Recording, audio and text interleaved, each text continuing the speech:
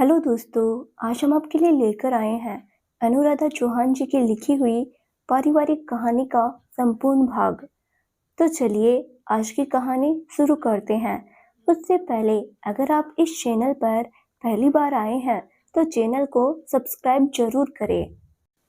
एक दशक पहले मिला था उससे। कहाँ? यही मुंबई में। वो मेरे साथ ही कॉलेज में पढ़ा करती थी। फिर उसके बाद कुछ महीने पहले उसे मैंने वाराणसी के घाट पर बैठे देखा था। एक बार तो मैं भी उसे पहचान नहीं सका। पहचानता भी कैसे? हर समय मुस्कान का आवरण ओढ़े रहने वाली उस दिन सफेद कपड़े पहने एकदम शांत बैठी थी। सफेद कपड़े क्यों? क्या पता, चुप बैठी थी, किन्हीं विचारों में खोई हुई, भावहीन चेहरा। कुछ पूछा नहीं उससे। पूछा था कैसी हो? तुम अयोध्या से बिना बताए अचानक कहाँ चली गई थी? और तुम्हारा ये हाल कैसे और क्या हुआ? कैसे हुआ? कुछ बताया नहीं। उसने कुछ भी जवाब देना उचित नहीं समझा। बस अपनी बड़ी बड़ी आंखों में नमी लेकर लौट गई थी। आपने पीछा किया? कहाँ रहती है? वहीं विधवा आश्रम या अनाथ आश्रम कह लो, उसमें रह रही है। मैंने हिम्मत करके पीछा किया था, तब पता चला था। जब तक वहां रहा मैं उसको छुप छुप कर देखता, उसके बारे में जानने की कोशिश करता। उसको भी शायद मेरी हरकतों का उसे भी एहसास हो गया था। एक दिन पीछे से उसने पुकारा मुझे। मैं बहुत खुश हुआ। सुनो, क्या जानना चाहते हो? बहुत कुछ जो तुम बताना नहीं चाहती। ढेर सारे सवाल है मन में। मैं इस विषय में कोई जवाब देना उचित नहीं समझती। फिर भी तुम रोज क्यों मेरा पीछा करते हो? तुम्हें दिखाई दे रहा है क्या कि मैं एक विधवा हूँ? वही तो जानना चाहता हूँ सुगंधा। ये सब विधवा का मतलब समझते हो ना विक्रम? एक सामाजिक अपराधी जिसका कोई गुनाह नहीं, फिर भी अपराधियों जैसी जिंदगी जीना। मुझे जानना है ये क्यों और कब हुआ। क्यों जानना है? ये क्यों हुआ, कैसे हुआ, कब हुआ? क्या सब पहले जैसा हो जाएगा बताकर? मैं चुप था शायद उसके जख्मों को कुरेदने का गुनाह जो किया था मैंने। माफ करना, तुम्हारा दिल दुखाने का मेरा इरादा नहीं था। तुम मेरे साथ कॉलेज में पढ़ी हो, मेरी दोस्त रही हो, इसीलिए तुम्हें देखकर बेचैन हो गया। तुम्हारी मुस्कान ही तुम्हारी पहचान थी, यही वजह थी। तुम्हारे बारे में जानना चाहा। तुम नहीं बताना चाहती, कोई बात नहीं, 2 दिन रुकूंगा, यहाँ कुछ काम से आया था। अगर दिल करे तो इस नंबर पर फोन करना, ये मेरा फोन नंबर। अपना कार्ड देकर बिना जवाब सुने मैं वहां से चला आया था। फोन किया उसने? नहीं। और आपने फिर मिलने की कोशिश की? नहीं। मुझ में उसकी उदास आंखों का सामना करने की हिम्मत नहीं थी। आप उसे मन ही मन चाहते थे? हाँ। और वो? शायद हाँ, इसीलिए वो हमेशा मुझसे मिलने के बहाने ढूंढा करती थी। उसे मेरे साथ बहुत पसंद था। कहा करती थी कि जब मैं उसके साथ होता हूँ तो उसे बहुत सुकून मिलता है। छुट्टियों में घर गई थी, फिर लौटी नहीं। आपने ढूंढा नहीं, पता नहीं किया? किया ना। मैं कई बार अयोध्या गया था। एक उसने वहां का पता बताया था, उस पते पर पता चला कि वो लोग कहीं और रहने लगे हैं और वहां कभी कभार ही आते हैं। मैं मन में आस लेकर फिर भी जाता रहा, ये सोचकर कि शायद कहीं टकरा जाए। अगर वो आपसे सच में प्यार करती है तो वो भी मन ही मन आपकी प्रतीक्षा जरूर करती होगी बाबा। आप चिंता मत करो, अभी सो जाओ। प्रज्ञा विक्रम को सोने के लिए कहकर अपने कमरे में चली गई। उसके हाथ में सुगंधा की तस्वीर थी जो विक्रम ने वाराणसी से आते समय चुपचाप खींच ली थी। आज यही तस्वीर देखकर प्रज्ञा विक्रम से सवाल कर बैठी थी। मुझे कुछ भी करके इन दोनों को एक करना होगा, पर कैसे? मात्र 15 साल छोटी है प्रज्ञा। विक्रम से एक अनोखा रिश्ता, बाप बेटी का, जो खून का नहीं दिल का रिश्ता था। बाबा ने मेरे लिए बहुत त्याग किया है, अब मेरी बारी है उनके लिए कुछ कर सकूं। 15 साल की थी प्रज्ञा जब एक हादसे में माँ बाप की मौत के बाद विक्रम उसे लेकर उसके रिश्तेदारों के पास गया, पर किसी ने भी जिम्मेदारी लेने से इनकार कर दिया। रो मत बेटा, आज से तू अनाथ नहीं, मैं बनूंगा तुम्हारा बाप। आज से हमारा रिश्ता बाप और बेटी का रिश्ता है। फिर कानूनी तौर से विक्रम ने प्रज्ञा को गोद ले लिया था। प्रज्ञा अब 22 वर्ष की समझदार युवती थी। शायद यही वजह थी कि प्रज्ञा अपने बाबा के दिल में दबे अनकहे दर्द को समझ रही थी। प्रज्ञा के कमरे से जाने के बाद विक्रम सोया नहीं। वो उठकर बाहर लोन में झूले पर बैठ गया। क्यों सुगंधा, क्यों नहीं कह दिया दर्द अपना? क्या हमारी दोस्ती इतनी कमजोर थी कि तुम मुझ पर भरोसा नहीं कर पाई? विक्रम सुगंधा के बारे में सोचकर व्याकुल हो उठा। नवंबर का महीना था। हल्की सी ठंड बदन में सिहरन पैदा कर रही थी। विक्रम पुरानी यादों में खो गया। मॉडर्न कॉलेज में आज विक्रम का पहला दिन था। अपने मनपसंद कॉलेज में बीएससी प्रथम वर्ष का स्टूडेंट विक्रम अपनी कॉलेज लाइफ को लेकर बहुत उत्साह में था। जी सुनिए, क्या आप बता सकती है बीएससी प्रथम वर्ष की क्लासेज किस फ्लोर पर है? आवाज सुनकर उसने पलटकर देखा तो कुछ पल के लिए विक्रम उसे देखता रह गया। वो धानी कलर की ड्रेस पहने थी, मेकअप के नाम पर कानों में लंबे लंबे इयररिंग्स, गले में पतली सोने की चेन, भला की खूबसूरत थी। न्यू स्टूडेंट, उसने विक्रम की तरफ देखते हुए पूछा। हाँ, वो मैं क्लास जैसे मेरी चोरी पकड़ी गई हो, मैं घबराकर बोला। वो क्लासरूम कहाँ है जानना था। हाय, मेरा नाम सुगंधा। उसने हाथ आगे बढ़ाया। मैं बीए प्रथम वर्ष। यहाँ मैं भी नई हूँ। चलो स्टाफ रूम में किसी सर या मैडम से पूछ लेते हैं। क्लासरूम पता करने के बाद वो अपनी क्लास में दूसरी मंजिल पर चली गई और मैं पहली मंजिल पर अपनी क्लास के लिए जाते हुए उसे ही देख रहा था। तभी अचानक उसने मुड़कर देखा। अरे सुनो, तुमने अपना नाम नहीं बताया। जी विक्रम। विक्रम अच्छा नाम है। चलती हूँ, अब तो मिलना जुलना लगा रहेगा। कॉलेज की लाइफ एक अलग ही लाइफ थी। एक साल कैसे गुजर गया पता ही नहीं चला। वाओ विक्रम, तू सेकंड नंबर, गजब यार, मुझे नहीं पता था कि तुम इतने पढ़ाकू हो। सुगंधा विक्रम का रिजल्ट देखकर खुश होकर बोली। थैंक्स सुगंधा, तुम्हें भी पास होने की बधाई। कई अच्छे दोस्त मिले, जतिन, प्रिया, रोहन, नेहा, पर सबसे अलग थी सुगंधा। थैंक्स, फाइनली पास हो गई। हाँ हाँ, मुझे पढ़ना बिल्कुल पसंद नहीं विक्रम, हंसते हुए वो बोली। बच्चों जैसी हरकतें, वैसी ही शरारतें। बहुत हंसमुख स्वभाव की थी। सबसे बड़े ही प्यार से बोलने वाली बड़ी ही प्यारी लड़की थी सुगंधा। कॉलेज में सबसे उसकी दोस्ती थी, पर उसका एक ही बेस्ट फ्रेंड था विक्रम, जिससे वो हर तरह की बातें करती थी। कभी जींस टॉप, कभी सलवार सूट, कभी गाउन। वो जो भी पहनती बहुत सुंदर दिखती थी। क्या किताबी कीड़े बने रहते हो, चलो ना कहीं घूमने चलते हैं। नहीं यार, एग्जाम सिर पर है, मुझे पढ़ाई करनी है। मेरे तो एग्जाम ही नहीं होते। मैं जा रही हूँ, तुम पढ़ो बस। अरे अरे रुको, क्या सुगंधा, तुम बेकार ही बुरा मान गई। तुम्हारी बीए की पढ़ाई में और बीएससी की पढ़ाई में बहुत अंतर होता है। वैसे भी सब मेरे सर के ऊपर से जाता है। तभी टॉपर बने हो। सच तो ये है कि तुम्हें मेरा साथ ही नहीं पसंद है, तभी बहाने करते हो। एक मैं तुम्हारे साथ वक्त बिताने के बहाने ढूंढा करती हूँ। बोला ना सॉरी, मैं जा रही हूँ। पलट कर जाने लगी कुछ दूर जाकर। मैं जा रही हूँ, तुम्हें फर्क नहीं पड़ता तो अब तुम्हें परेशान नहीं करूंगी। मुझे मुस्कुराते हुए देख गुस्से में उसका गोरा चेहरा लाल हो गया था। बहुत हंसी आ रही है ना? देखना चली गई तो ऐसे हंसने के लिए एक दिन तरसोगे। सुगंधा रूठ कर चल दी। विक्रम रूठी सुगंधा को मनाने उसके पीछे पीछे चल दिया। अच्छा बाबा, माफ कर दो, गलती हो गई। बोला ना सॉरी। बताओ कहाँ चलना है, बोलो। आज तुम जहाँ कहोगी वहां चलेंगे। सच्ची विक्रम बच्चों की तरह खुश होते हुए गले से लिपट गई। सच्ची? तो चले मूवी देखने। हाँ चलो, और कौन कौन आ रहा है? कोई नहीं, सिर्फ हम दोनों। एक बात पूछूं, प्यार करती हो मुझसे? प्यार और तुमसे? हाँ, ये भी कोई पूछने वाली बात है? हंसी क्यों? मैं सीरियसली पूछ रहा हूँ। ऐसा समझ में मत लेना, ये प्यार व्यार है ना, बड़ा सिरदर्द है। तुम्हारा साथ अच्छा लगता है, इसीलिए फ्री होती हूँ तो तुम्हारे साथ रहना चाहती हूँ। सच्ची प्यार नहीं करती ना? नहीं, चले अब। चलो। विक्रम सोचने लगा, कैसी पहेली जैसी लड़की है ये सुगंधा। समझने की कोशिश में उलझ कर रह जाता हूँ। कैसी पहेली है ये सुगंधा, जितना समझने की कोशिश करता हूँ उतना ही उलझ जाता हूँ। विक्रम सुगंधा की ओर देखकर सोचने लगा। दोनों मूवी जाने के लिए निकले ही थे कि कॉलेज के गेट पर जतिन और प्रिया मिल गए।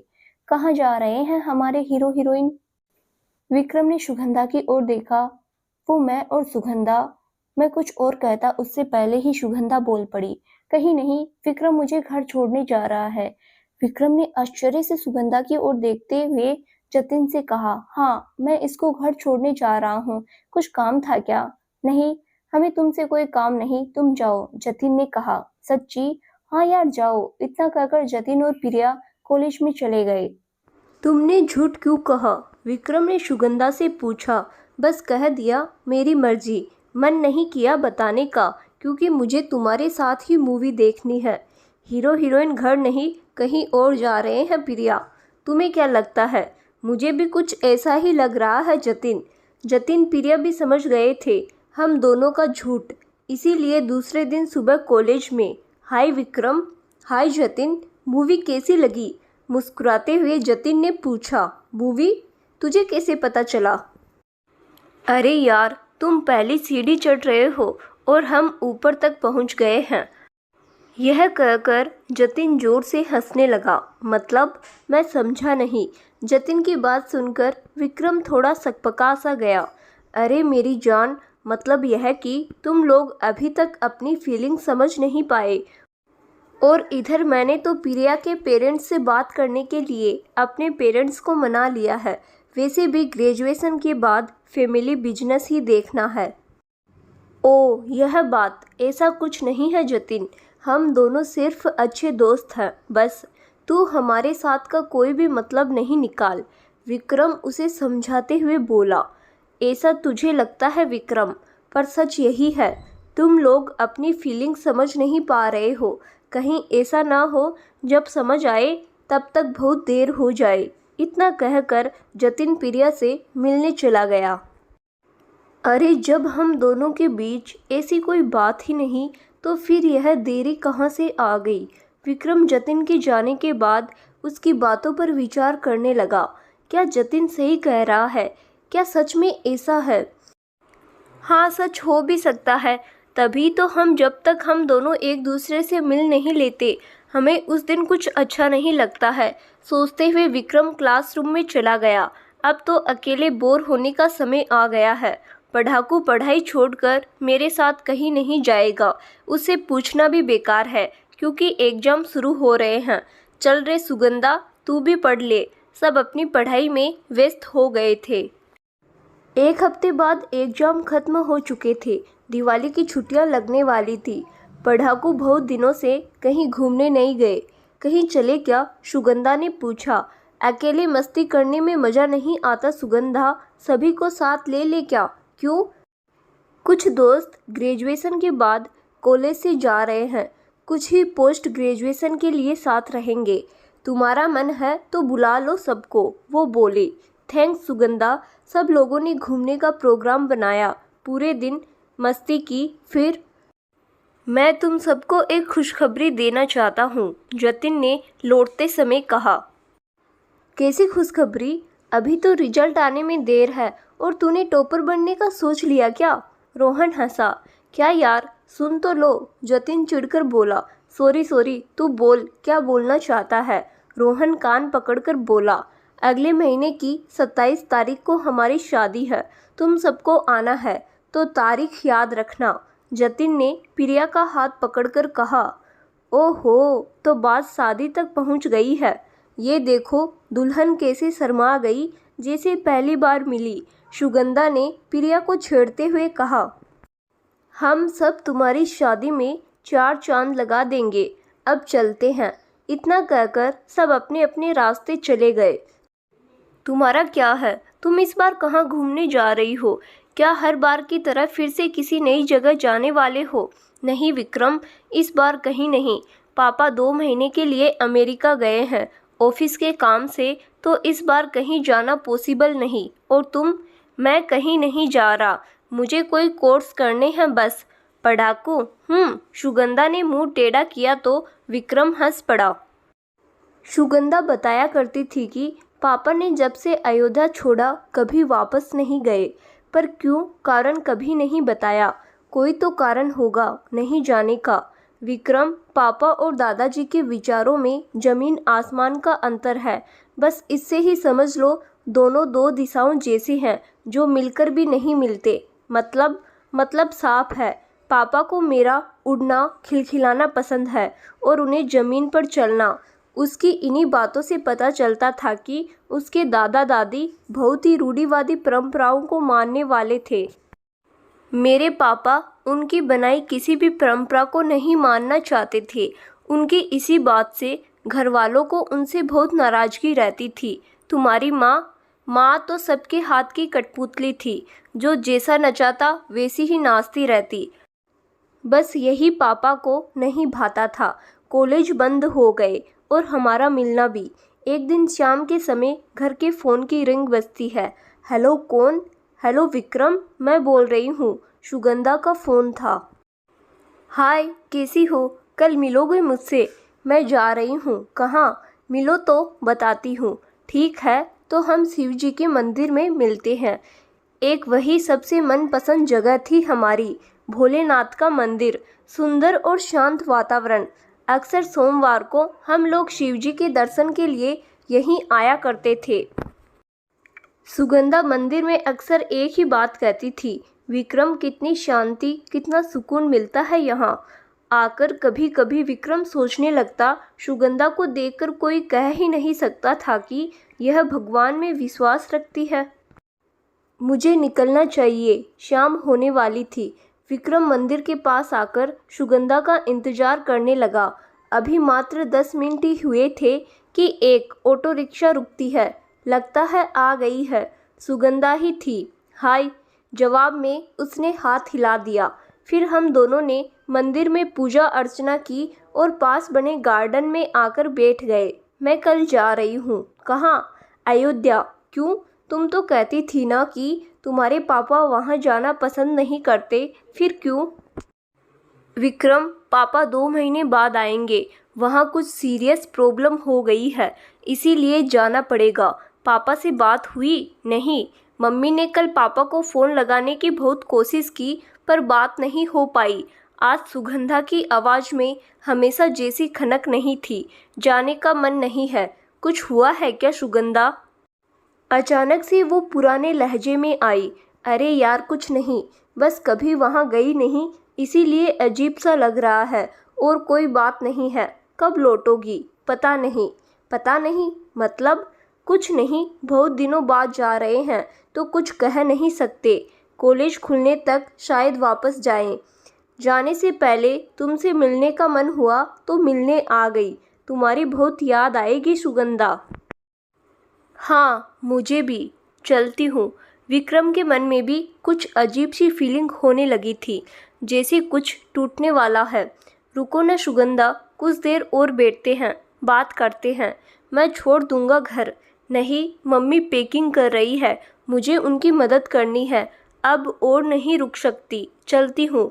वो चली गई। विक्रम उसे जाता हुआ देखता रहा। कॉलेज खुले हुए 1 महीने के करीब होने को आया, पर सुगंधा वापस नहीं आई।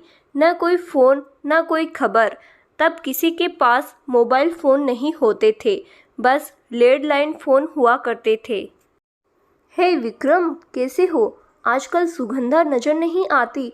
पढ़ाई छोड़ दी क्या? मुझे इस विषय में कुछ नहीं पता रोहन। वो कुछ दिनों की कहकर अयोध्या गई थी और अब 1.5 महीना होने आया है। ओह, भगवान करे वो ठीक हो। रोहन चला गया। विक्रम सुगंधा के लौटने का बेसब्री से इंतजार करता रहता, पर सुगंधा की कोई खबर नहीं मिली। आंटी, सुगंधा के घर पर ताला है, वो लोग वापस नहीं आए। विक्रम पड़ोसियों से पूछताछ करने पहुंच गया। नहीं, अभी तक नहीं आए। पड़ोसियों से पता चला वो लोग वापस नहीं आए। अभी तक नहीं आए। उसके साथ कोई अनहोनी, अनिष्ट की आशंका से उसका दिल घबराने लगा था। हाय विक्रम। विक्रम ने मुड़कर देखा तो जतिन था। हाय जतिन। रोहन से पता चला कि सुगंधा वापस नहीं आई। यह उसका घर है ना? कोई खबर मिली? नहीं, मुझे कोई खबर नहीं मिली। पड़ोसी कह रहे हैं वो तब से लौटकर नहीं आई। तूने और किसी से पता किया? किससे करूं? तो तू खुद क्यों नहीं अयोध्या जाकर देख आता? जाना ठीक रहेगा क्या? वहाँ लोग क्या कहेंगे? नहीं, यह आइडिया सही नहीं है। उसके दादा दादी बहुत ही रूढ़िवादी है। अरे बोल देना कॉलेज की तरफ से आया है। सुगंधा कॉलेज नहीं आई, इसीलिए तुझे भेजा है नोटिस लेकर। हाँ, यह हो सकता है। हमें पता तो चले वो किसी मुसीबत में। यह सही कहा तूने जतिन। उसके बारे में पता करने के लिए मैं आज ही निकल जाता हूँ। विक्रम शाम को ही बस से अयोध्या के लिए निकल गया। सुबह के 9 बज चुके थे। बस अयोध्या पहुंचने वाली थी। भगवान करे वो ठीक हो, बस उसकी बात सच लगे। इसीलिए विक्रम ने कॉलेज के नाम का लेटर टाइप करा लिया था। वहां पहुंचकर उसने होटल में रूम लिया। नहा धोकर तैयार होकर सुगंधा की खोज खबर लेने निकल पड़ा। सुगंधा ने एक बार कहा था कि उसके दादाजी का घर अयोध्या बस स्टैंड के पास ही कोई जगह है, वहां पर है। और दादाजी का नाम रुस्तम सिंह था और निवास स्थान का भी। विक्रम रुस्तम निवास का पता लगाने चल दिया। सही पता सुगंधा को भी याद नहीं था तो कभी बताया नहीं, क्योंकि 8 साल की उम्र से वो अयोध्या नहीं आई थी। आधा अधूरा पता लेकर विक्रम सुगंधा को दिन भर ढूंढता रहा। बस स्टैंड के पास के इलाकों की गलियों में भटकने के बाद वो होटल वापस आ गया। बस एक गली देखनी बाकी है। अगर वहाँ कुछ पता नहीं चला तो रात की बस से वापस मुंबई लौट जाऊंगा। दूसरे दिन सुबह विक्रम ने होटल छोड़ दिया। दोपहर तक भटकने के बाद विक्रम एक छोटे से होटल में खाना खाने लगा। होटल की पहली मंजिल पर बैठा खाना खाते हुए खिड़की से बाहर देख रहा था। तभी उसकी नज़र सामने बने घर पर टिक गई। रुस्तम निवास, यही नाम तो बताया था सुगंधा ने। झटपट खाना खत्म करके विक्रम वहां पहुंच गया। घर में पुराने टाइप का बड़ा दरवाज़ा लगा था, जिसमें घंटी की जगह एक बड़ा सा कुंडा था। विक्रम ने कुंडा बजाया। एक लंबे तगड़े आदमी ने दरवाज़ा खोला। कौन हो? किससे मिलना है? जी सुगंधा सिंह, जो मुंबई से यहाँ आई थी, उनसे। कौन सुगंधा? यहाँ कोई सुगंधा नहीं रहती। यह घर रुस्तम सिंह जी का ही है ना? विक्रम ने पूछा। हाँ, उन्हीं का था, पर अब हम यहाँ रहते हैं। घर का एक हिस्सा उनका है। वो यहाँ कभी कभार ही आते हैं। अभी कहाँ रहते हैं, बता सकते हैं आप? विक्रम ने पूछा। हमें सही नहीं पता, बस इतना पता है कि वो राजस्थान के सीकर ज़िले के किसी गांव में रहते हैं। वहाँ की कोई जानकारी? हमें उनके विषय में जानकारी रखकर क्या फ़ायदा? हम अपने से मतलब रखने वाले लोग हैं बाबूजी। इतना कहकर उस व्यक्ति ने दरवाज़ा बंद कर दिया। अब किस गांव में ढूंढूं? नाम पता होता तो कोशिश भी करता। विक्रम की उम्मीद टूट गई। हारे सिपाही की तरह बस पकड़कर मुंबई के लिए निकल गया। विचारों में खोए विक्रम को जब ठंड का एहसास हुआ तो देखा रात गहराती जा रही थी। ठंडी हवाएं सुई सी चुभोने लगी थी। क्यों मेरे पास नहीं लौट आई तुम वापस सुगंधा? विक्रम अपनी यादों से वापस लौट अपने कमरे में आ गया। नींद आंखों से गायब थी। मन में अनगिनत सवाल उमड़ घुमड़ कर रहे थे। पुरानी यादें छुपने का नाम नहीं ले रही थी। विक्रम ने मुंबई लौटकर जतिन के लैंडलाइन पर फ़ोन किया। हेलो जतिन, विक्रम बोल रहा हूँ। बोलो विक्रम, कब लौटे मुंबई? सुगंधा के बारे में और कुछ पता चला? नहीं यार, पूरी तरह से नहीं। तू मिल, सब बताता हूँ। ठीक है, शाम को मिलते हैं। शाम को विक्रम ने जतिन को पूरी कहानी बताई। ओ, यह तो परेशानी वाली बात है। तुझे तो पता ही है विक्रम, मेरी अभी अभी शादी हुई है। घर में आए दिन कोई न कोई रस्म चलती रहती है। नहीं तो हम दोनों मिलकर उसे आसपास के गांवों में ढूंढते, पर अकेले बहुत मुश्किल है भाई। मुझे तो लगता है मेरी ज़िंदगी शुरू होने से पहले ही ख़त्म हो गई जतिन। दिल छोटा मत कर यार। हो सकता है तुम्हारी किस्मत में मिलना नहीं लिखा था। मिलना लिखा होता तो वो नहीं तो उसका पता तुम्हें मिल जाता शायद। विक्रम थके कदमों से घर लौट गया। बाबा बाबा, आज उठना नहीं है क्या? उठो चलो, नाश्ता तैयार हो गया। अब फटाफट फ्रेश होकर आ जाओ। ओ, 9 बज गए, मुझे 5 मिनट दो बस। विक्रम की बात सुनकर प्रज्ञा बाहर आ जाती है। बाबा, एक बात पूछूं? नाश्ते के बाद प्रज्ञा ने धीरे से पूछा। हाँ, पेपर पढ़ते हुए विक्रम बोला।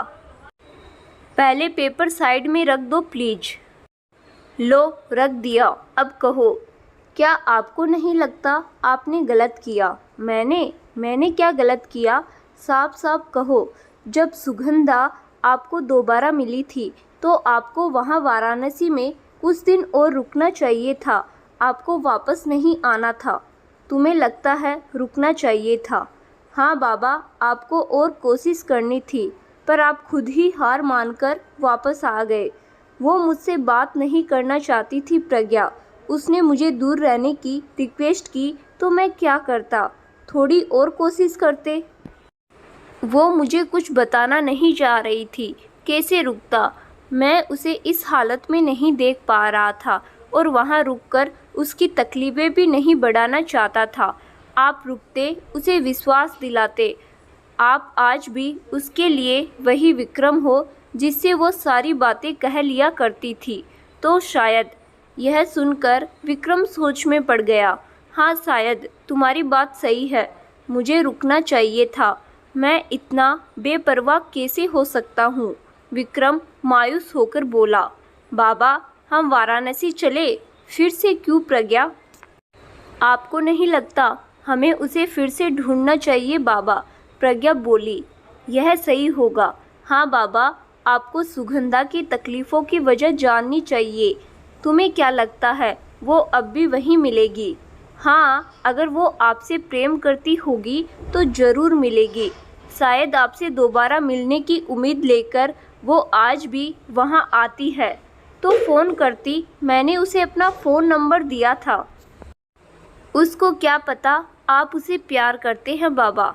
हो सकता है वो आपको अपनी तकलीफ़ बताना चाहती हो, उसके साथ क्या हुआ, क्यों हुआ, पर हिम्मत नहीं जुटा पा रही हो। तुम इतने दावे के साथ कह रही हो तो चलो चले, मैं अभी टिकट बुक कराता हूँ। सुगंधा आज भी मेरे लिए उतना ही मायने रखती है जितना पहले रखती थी। मैं टिकट की व्यवस्था करके आता हूँ। विक्रम चला गया। विक्रम टिकट बुक कराकर जब रात को घर लौटा। आ गए बाबा, टिकट मिली? हाँ, 3 दिन के बाद की टिकट मिली है प्रज्ञा।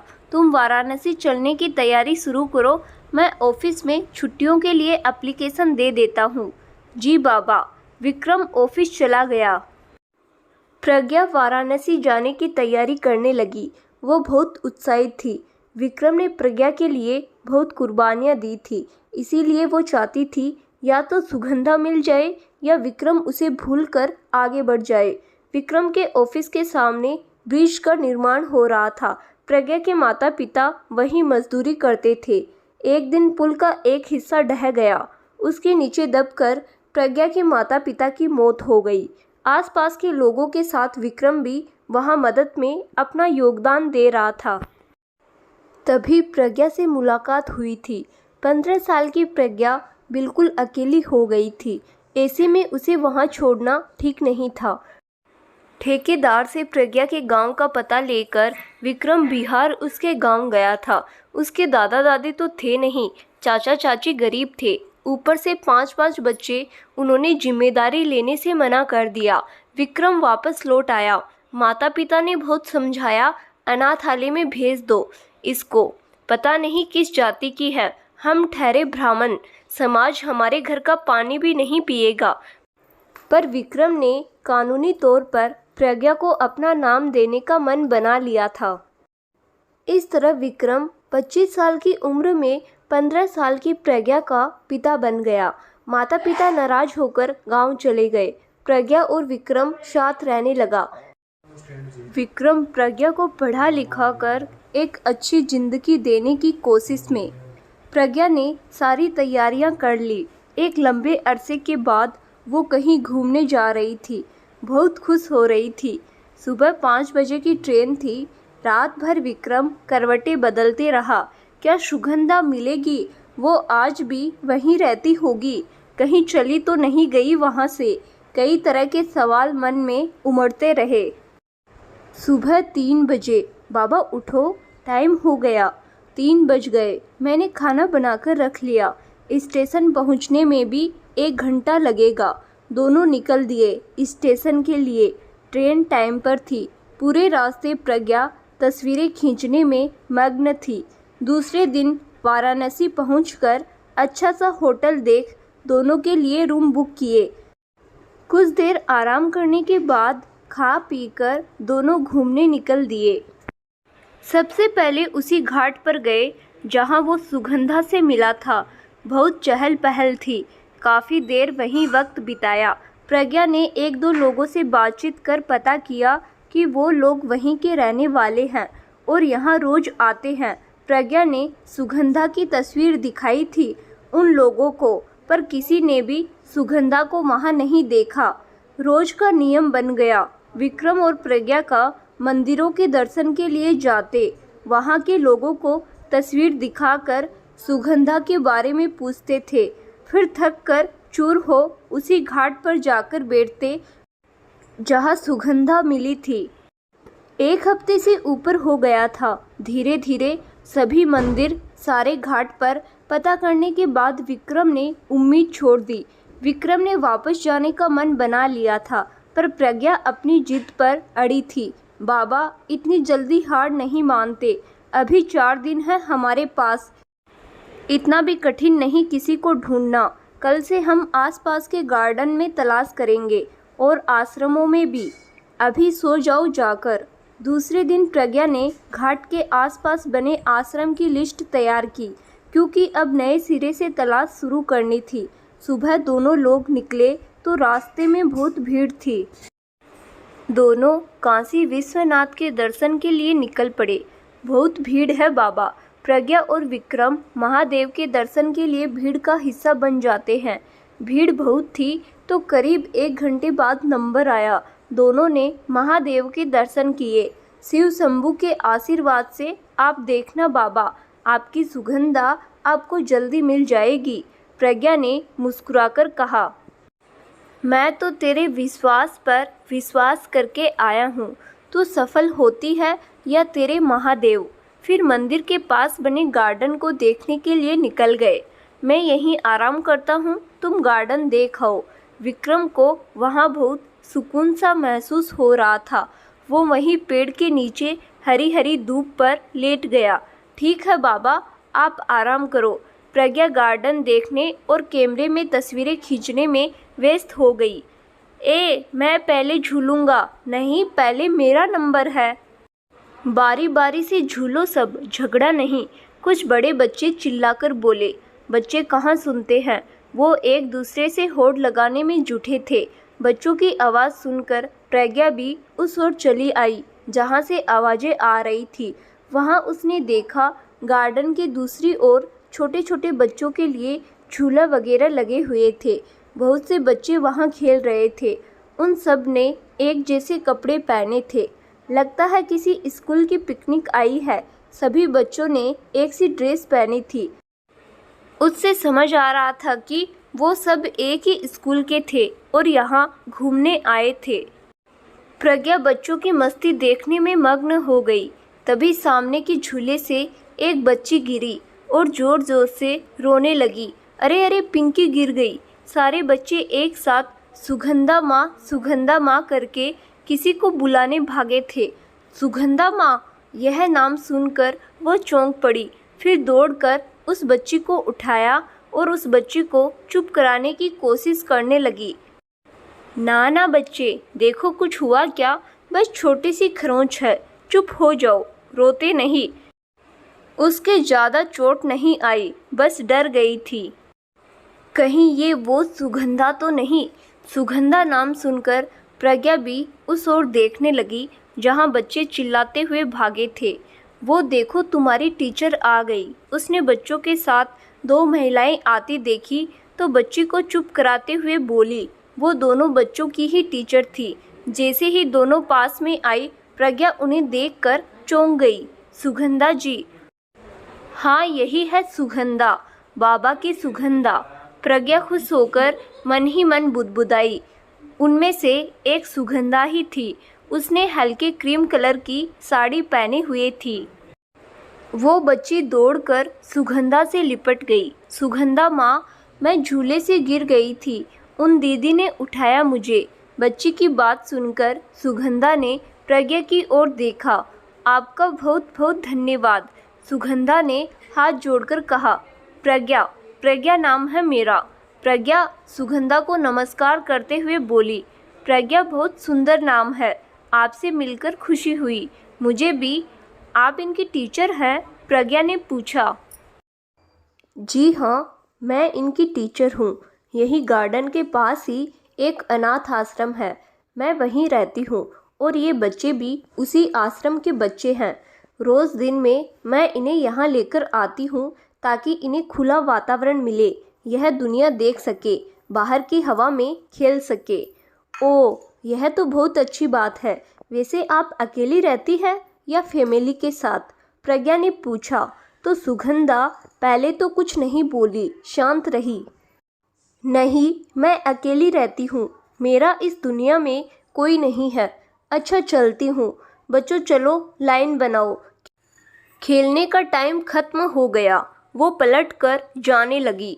कल मिलेंगी आप यहीं? प्रज्ञा ने पूछा। क्यों? वैसे मैंने अभी बताया ना, मैं रोज़ इन्हें यहाँ लाती हूँ।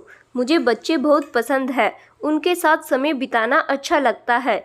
यह बच्चे अनाथ आश्रम के हैं जानकर मैं भी इन बच्चों के लिए कुछ करना चाहती हूँ, बस आपको कोई आपत्ति ना हो। आप कुछ करना चाहती है तो मुझे कोई आपत्ति नहीं, यह तो अच्छी बात है। बहुत कम लोग होते हैं जो अनाथ बच्चों का दर्द समझते हैं। तो फिर कल मिलते हैं, ज़रूर। सुगंधा चली जाती है। प्रज्ञा उसे जाते हुए देखती है।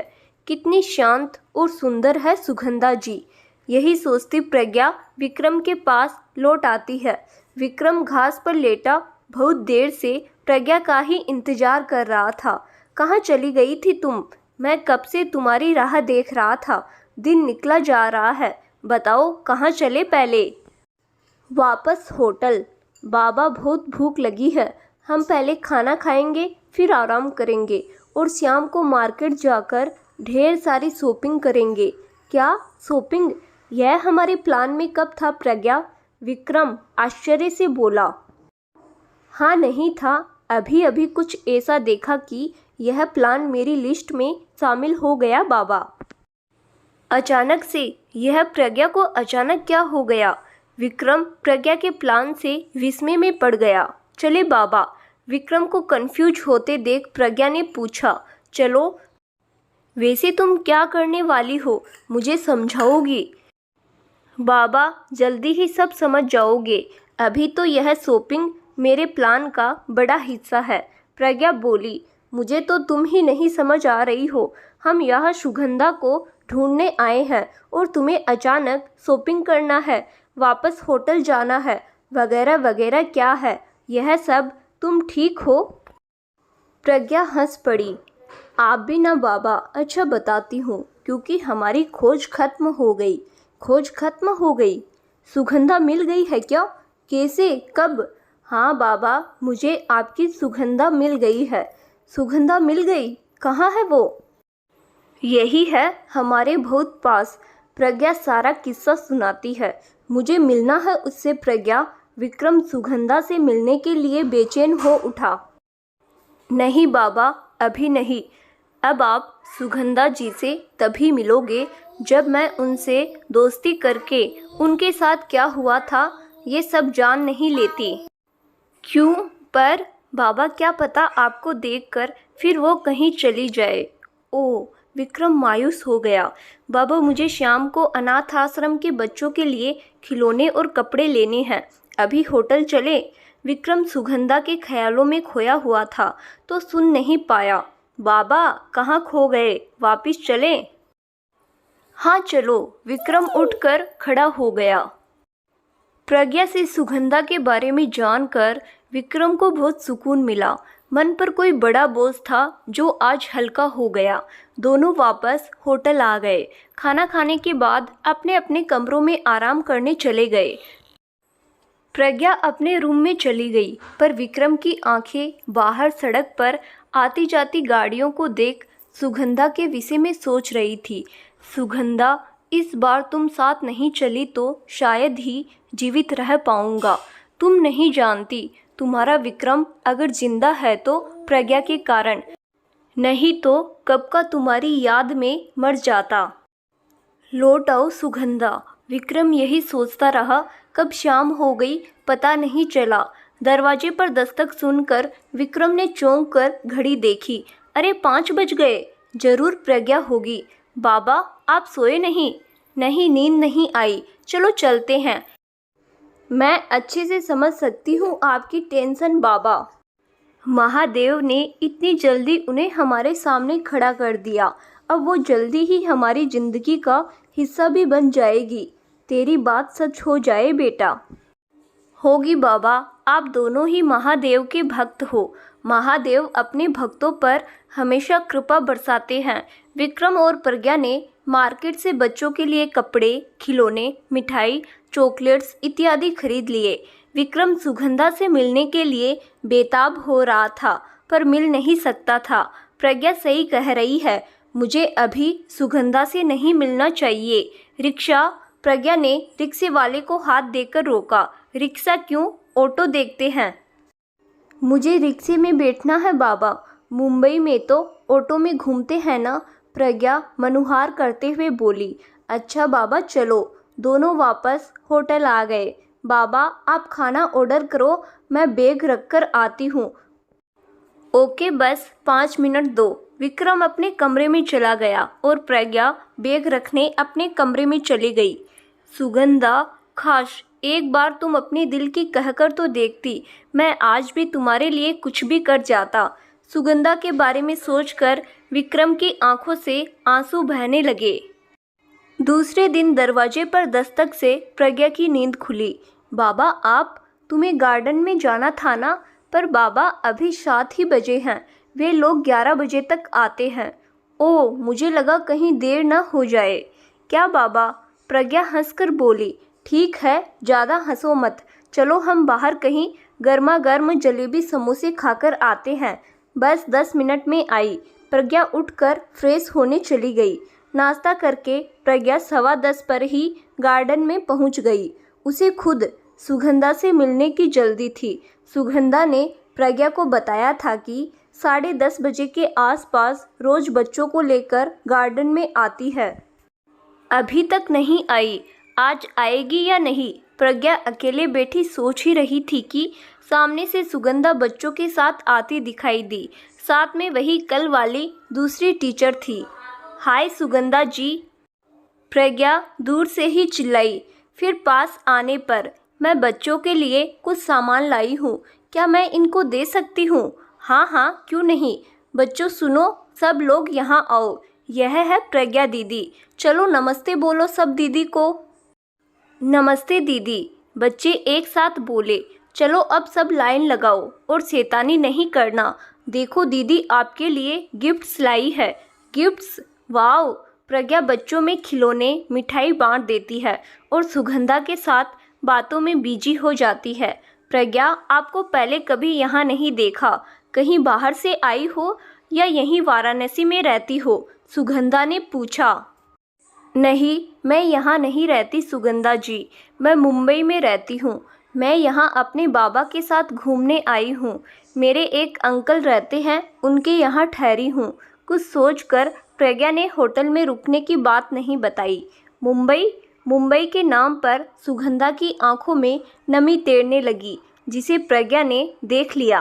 क्या हुआ सुगंधा जी, मुंबई के नाम पर आप कुछ उदास हो गई? कोई रिश्ता है क्या मुंबई से? वहाँ कोई आपका अपना रहता है क्या?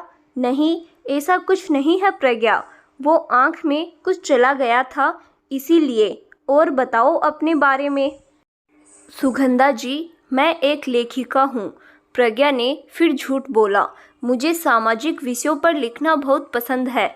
फिलहाल मैं विधवाओं की जिंदगी पर किताब लिखना चाहती हूँ, उसी पर रिसर्च कर रही हूँ। पता नहीं सक्सेस मिलेगी या नहीं, फिर भी जानना चाहती हूँ उनके अनकहे दर्द। प्रज्ञा ने सुगंधा से झूठ कहा।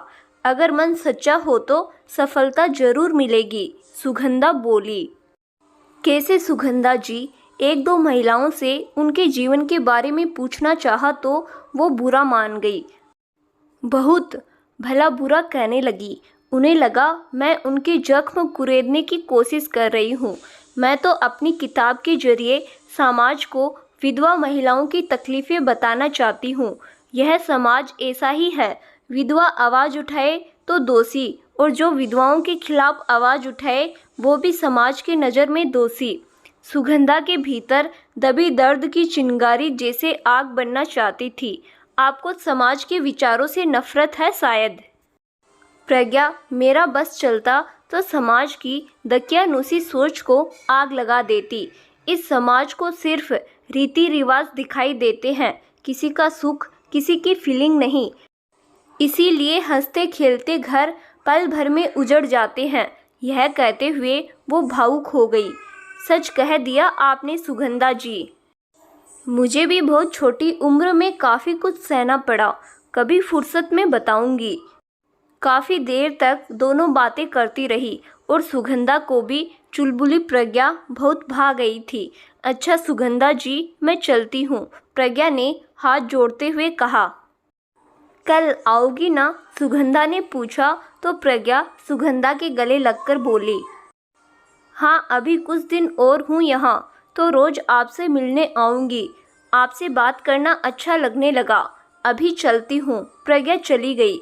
सुगंधा उसे जाते देख मन ही मन सोचने लगी, बहुत प्यारी लड़की है, भगवान उसे समाज की हर बुरी नज़र से बचाए। अब तो नियम बन गया था, प्रज्ञा रोज ढेर सारी चॉकलेट्स लेकर आती, बच्चों में बांटकर सुगंधा के साथ समय बिताती। एक दिन सुगंधा ने प्रज्ञा से पूछा, प्रज्ञा आपके घर में कौन कौन है? मैं और मेरे बाबा। फिर प्रज्ञा ने अपने माता पिता से जुड़ी सारी बातें सुगंधा को बताई। ओ, तुम्हारे पास्ट के बारे में जानकर दुख हुआ और इस बात की खुशी भी हुई कि भगवान ने एक फरिश्ता तुम्हारी मदद के लिए भेज दिया, जिसने तुम्हें अपना नाम और पहचान दी। सच कहा आपने, नहीं तो यहाँ इंसान कम भेड़िए अधिक दिखते हैं। वैसे क्या नाम है तुम्हारे बाबा का? जी विक्रम, विक्रम वर्मा। प्रज्ञा ने विक्रम नाम पर जोर देते हुए कहा। विक्रम? विक्रम का नाम सुनते ही सुगंधा जाने कहाँ खो गई। क्षण भर में जाने कितने विचार उसके मन में उथल पुथल मचा गए। क्या हुआ सुगंधा जी, आप क्या सोचने लगी? प्रज्ञा सुगंधा के चेहरे के हर भाव को पढ़ने की कोशिश कर रही थी। कुछ नहीं, बस ऐसे ही कोई याद आ गया था। खैर छोड़ो और बताओ। प्रज्ञा इसी क्षण का इंतजार कर रही थी कि कब सुगंधा निजी जिंदगी की बातें शुरू करे। बस इतनी सी ही है कहानी मेरी जिंदगी की, सुगंधा जी। अब आप बताइए अपने बारे में, आप कहाँ से हैं? आपकी फैमिली में कौन कौन है? बताया तो था, मेरा कोई नहीं, मैं अकेली हूँ। इस दुनिया में यह आश्रम मेरा परिवार है। सुगंधा की आंखों में मोटे मोटे आंसू आ गए थे। अरे अरे, आप तो रोने लगी। आप नहीं बताना चाहती तो कोई बात नहीं सुगंधा जी, सॉरी, मुझे आपसे नहीं पूछना चाहिए था। मुझे लगा इतने दिनों में आप भी मुझे अपना समझने लगे हो, तो मुझे अपने दिल की, आपका दिल दुखाने का इरादा नहीं था मेरा। सुगंधा जी कुछ नहीं बोली तो प्रज्ञा दुखी होकर बोली, मैं चलती हूँ सुगंधा जी, हो सके तो मुझे माफ़ कर देना। प्रज्ञा उठकर वापस जाने के लिए मुड़ी ही थी। ठहरो, रुक जाओ प्रज्ञा, तुम्हें विधवा महिलाओं के जीवन पर किताब लिखनी है ना? तुम्हें जो भी जानना है मैं बताऊंगी उनके जीवन के बारे में। साथ ही तुम्हें मेरी ज़िंदगी के बारे में जानना है ना, तो तुम कल सुबह 7 बजे शिव जी के मंदिर में मुझसे मिलना, क्योंकि मेरी ज़िंदगी की बहुत लंबी कहानी है और अभी शाम होने को है। जैसा आप कहे सुगंधा जी। जाओ, अभी घर जाओ, सुबह शिव जी के मंदिर में मिलते हैं। सुगंधा बच्चों को लेकर चली गई। आज की रात मेरे लिए सबसे लंबी होगी सुगंधा जी। प्रज्ञा अपनी जीत पर खुश होती वापस होटल आ गई। इधर होटल में विक्रम प्रज्ञा का बेचैनी से इंतजार कर रहा था। प्रज्ञा को खुशी खुशी आते देख उसके पास पहुंच गया। क्या हुआ प्रज्ञा, बहुत खुश लग रही हो आज? आपने सही पहचाना बाबा, मैं आज बहुत खुश हूँ। तुम्हें खुश देखकर लग रहा है कि सुगंधा ने कुछ बताया, कुछ कहा है तुमसे, है ना प्रज्ञा? बताया तो कुछ नहीं बाबा, पर कल उन्होंने सुबह शिव जी के मंदिर में मिलने के लिए बुलाया है। कल पता चलेगा सुगंधा की तकलीफ़ों और अकेलेपन की वजह क्या है। बाबा, मुझे आशीर्वाद दो। आज मैं जिस काम से जा रही हूँ वो काम सफल हो जाए। विक्रम ने अपना हाथ उसके सिर पर रखते हुए कहा, मैं भी यही चाहता हूँ बेटा। प्रज्ञा जब मंदिर पहुँची तो उसे वहाँ सुगंधा पूजा अर्चना करती मिली। अरे, आपकी पूजा भी हो गई। आप लगता है बहुत जल्दी आ गए थे। हाँ प्रज्ञा, फिर लोगों का आना शुरू हो जाता है तो लोग बुरा बोलने लगते हैं, क्योंकि कोई भी सुबह सुबह हम जैसी औरतों की सूरत देखना पसंद नहीं करता है। सुगंधा बोली, ओ आओ वहाँ मंदिर के पीछे बैठते हैं, वहाँ कम ही लोग आते हैं। सुगंधा प्रज्ञा को लेकर पीछे पीपल के पेड़ के नीचे बैठ जाती है और अपनी आप बीती सुनाने लगती है। तो सुनो, वैसे तो हम लोग राजस्थान के सीकर जिले के रहने वाले हैं। हमारे दादाजी सरकारी नौकरी में थे तो हम लोग अयोध्या में आकर बस गए। ओ, तो आप राजस्थानी हो? हाँ, मेरे पापा 5 भाई बहन थे। 3 पापा से बड़ी, 1 छोटी। पापा इकलौते बेटे थे तो सबके लाडले थे। हमारे समाज में आज भी बेटा ही सबके लिए महत्व रखता है ना? प्रज्ञा बोली। हाँ प्रज्ञा, मेरे दादाजी बहुत पुरानी विचारधारा और पुराने नियमों को मानने वाले थे। समाज के बदलाव से उन्हें कोई सरोकार नहीं था। जो रीत सदियों से पुरानी थी वही उन्हें प्यारी थी। यही वजह थी कि उन्होंने तीनों बड़ी बुआओं की शादी बचपन में ही कर दी थी। ओ, चाइल्ड मैरिज, यह तो जुर्म है। हाँ, पर वो इसे हमारी रीति रिवाज कहते थे। उनकी नज़र में चाइल्ड मैरिज जुर्म नहीं था प्रज्ञा।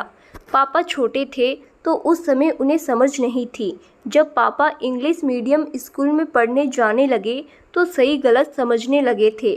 उस समय 9वीं कक्षा में पढ़ते थे जब दूसरे नंबर की बुआ की मौत 21 साल की उम्र में तीसरे बच्चे को जन्म देते समय हो गई। 21 साल की उम्र में तीसरा बच्चा, यह सुनकर प्रज्ञा चौंक गई। हाँ, बुआ जी के 2 बच्चे पहले से ही थे, एक 4 साल का, एक 2.5 साल का और तीसरा दूध मुंह बच्चा जिसे संभालने वाला कोई नहीं था। बच्चों के लिए माँ चाहिए, यह सोचकर फूफा जी के दूसरे विवाह की बातें चलने लगी थी। वाह रे समाज, औरत विधवा बनी अपने पति का नाम लेकर जीवन गुजार दे, पर पुरुष को बच्चों के लिए माँ नहीं, अपने लिए पत्नी चाहिए। फिर की उन्होंने शादी सुगंधा जी। हाँ की ना। मेरी सबसे छोटी बुआ 13 साल की थी। फूफा जी ने उन्हें चुना तो दादाजी ने फैसला सुना दिया। सब लोग सुन लो, मैंने आज एक फैसला किया है कि मैं छुटकी की शादी मनेंद्र सिंह से करूँगा।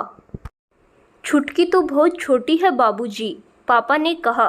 कोई छोटी नहीं है, 13 बरस की हो गई। कहीं और शादी करने से अच्छा यहाँ कर देने से बच्चों को माँ का प्यार मिलेगा और छुटकी की शादी एक अच्छे घर में हो जाएगी। बाल विवाह अपराध है बाबूजी। पापा को बाल विवाह के बारे में स्कूल में काफ़ी जानकारी मिली थी और वे इसके दुष्परिणाम समझने लगे थे। बच्चों को हम यहाँ लाकर पाल सकते हैं। जीजा जी दूसरी शादी करना चाहते हैं तो कर ले। जीजा जी छुटकी से बहुत बड़े हैं। पापा ने बहुत विरोध किया, रोए, गिड़गिड़ाए, पर थे तो बच्चे ही, उनकी क्या चलती बड़ों के सामने। भैया, मुझे शादी नहीं करनी, जीजा जी कितने बड़े हैं मुझसे। बुआ रोती रही, पर कौन सुनता। दादी तो एकदम मौन थी, न हाँ न ना। उनके लिए दादाजी का हुक्म जैसे पत्थर की लकीर। बुआ अपने से तिगुनी उम्र के व्यक्ति, जो कि कभी उसके जीजाजी हुआ करते थे, उनकी पत्नी बनकर उनके बच्चे संभालने लगी, जबकि वो खुद एक बच्ची थी। यह देख पापा ने निश्चय कर लिया था कि वो जल्दी शादी नहीं करेंगे, पर कब तक चलती। 18 के होते होते उनकी शादी हो गई। फिर मेरा जन्म हुआ, बेटी हुई है। यह सुनते ही घर में मातम छा गया। सब इतने उदास क्यों हैं? मेरे घर लक्ष्मी आई है, देखना मैं इसे बहुत पढ़ाऊँगा, जो यह कहेगी वो करूँगा। पापा बहुत खुश थे। उन्होंने सोच लिया था कि मेरी हर इच्छा पूरी करेंगे, अपनी बेटी को सामाजिक कुरीतियों की भेंट नहीं चढ़ने देंगे। इधर तीसरे नंबर वाली भुआ घर बैठ गई थी। बड़े होकर फूफा जी को कोई और पसंद आ गया तो उन्होंने दूसरी शादी कर ली और भुआ को घर छोड़ गए। पढ़ाई पूरी करने के बाद पापा अयोध्या के बाहर नौकरी ढूंढने लगे। मैं तेजी से बड़ी हो रही थी। पापा मुझे अयोध्या से दूर ले जाने का निर्णय कर चुके थे। मैं इस माहौल से दूर ही अपनी बच्ची का भविष्य संवार पाऊंगा। समाज से लड़ना आसान है पर अपनों से लड़ना बहुत मुश्किल है। माँ पापा की चिंता बढ़ती जा रही थी। फिर पापा को मुंबई से नौकरी का ऑफर मिल गया।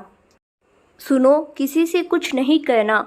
मैं मुंबई में रहने की व्यवस्था करके तुम्हें और सुगंधा को साथ ले जाऊंगा। पापा माँ को समझाकर मुंबई चले गए। उधर पापा मुंबई चले गए, इधर दादाजी ने भुआ के ससुराल वालों के आगे बहुत हाथ जोड़े कि भुआ को ससुराल के किसी कोने में थोड़ी जगह दे दो।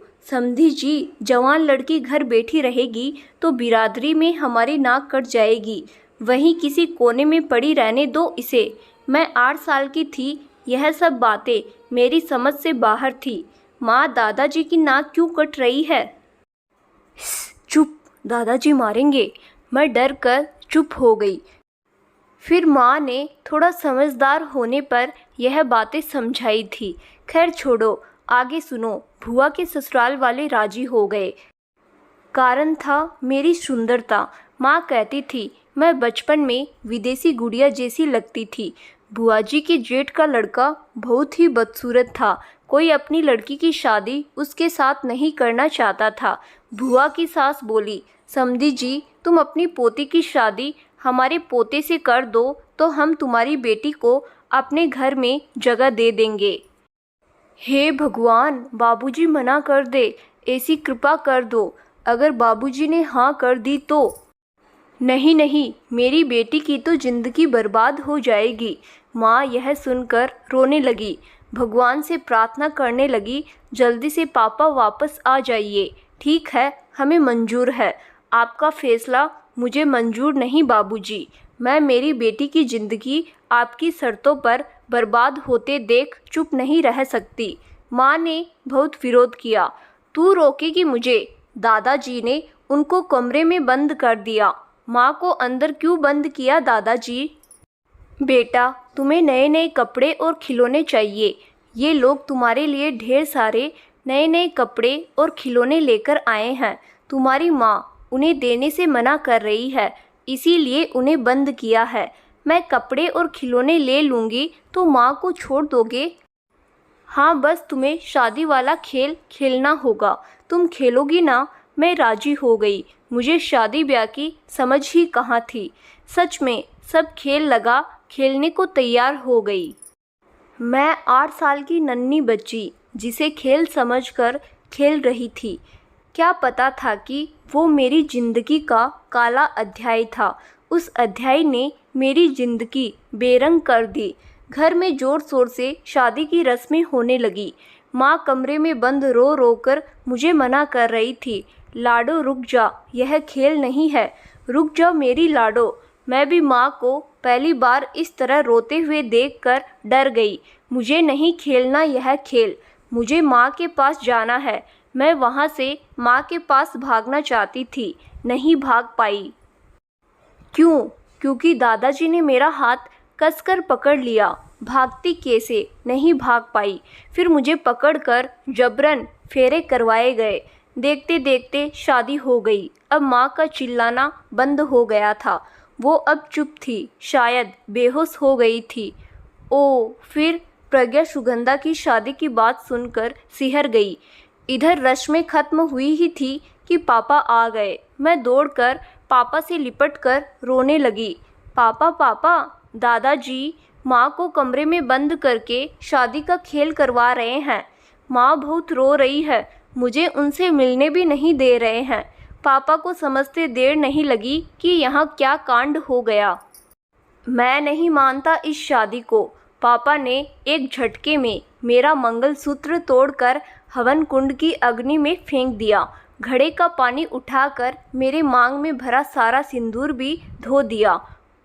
फिर तो बहुत बवाल मच गया होगा। हाँ, सब रोने चिल्लाने लगे। आपने यह क्या कर दिया? यह तो घोर अपशगुन हो गया। रखो अपनी बेटी को अपने घर, मंगलसूत्र जलाकर जीते जी हमारे पोते को मार डाला तुम लोगों ने। मुंह बंद करो अपना, वरना सब जेल जाओगे। फिर पापा दादाजी से बोले, मैं आप पर भरोसा करके अपना परिवार यहाँ छोड़ गया था। आपने यह अच्छा नहीं किया बाबूजी। आपने मेरी बहनों की ज़िंदगी बर्बाद कर दी। अब मेरी बेटी, मैं अभी आपके खिलाफ पुलिस में रिपोर्ट दर्ज करवाता हूँ। तू अपने ही बाप को जेल में बंद करवाएगा, वो भी इस छोकरी के लिए? हाँ, करवाऊंगा अंदर, क्योंकि यह छोरी मेरी जान है बाबूजी। और हाँ, तुम सब यहाँ से नहीं गए तो तुम सब भी बाबूजी के साथ अंदर जाओगे। तब सही गलत सबकी समझ में आएगा। पापा सबको गुस्सा कर रहे थे। बाबूजी, क्या मिला आपको यह सब करके? आपने मेरी बच्ची का बाल विवाह करके मेरे और उसके साथ बहुत गलत किया है। मंजली दी असमय चली गई। रानी दी के पति ने दूसरी शादी कर ली। वो बेचारी इस बाल विवाह का खामियाजा भुगत रही है। छुटकी की जिंदगी बर्बाद करके जी नहीं भरा। अब मेरी सुगंधा की बलि चढ़ाने चले। आप बाप नहीं, जल्लाद हैं। आज से अभी से मेरा और आपका रिश्ता खत्म है। जिस बाप की बदौलत बोलना सीखा, वो आज दुश्मन हो गया। फिर तू दुश्मन के घर में क्यों खड़ा है? जा, अभी इसी समय निकल जा मेरे घर से। यहाँ रहना भी कौन चाहता है बाबूजी? ऐसे घर और रिश्तों का क्या फ़ायदा जिनके बीच मेरी बीवी और बच्ची सुरक्षित नहीं। मैं आज ही यह घर छोड़कर हमेशा के लिए जा रहा हूँ।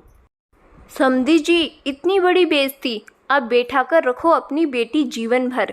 वैसे भी वो हमारे किसी काम की नहीं थी, फिर भी हम उसे अपना रहे थे। पर तुम्हारे बेटे ने सब खराब कर दिया। शादी होने के बाद कौन ऐसे करता है?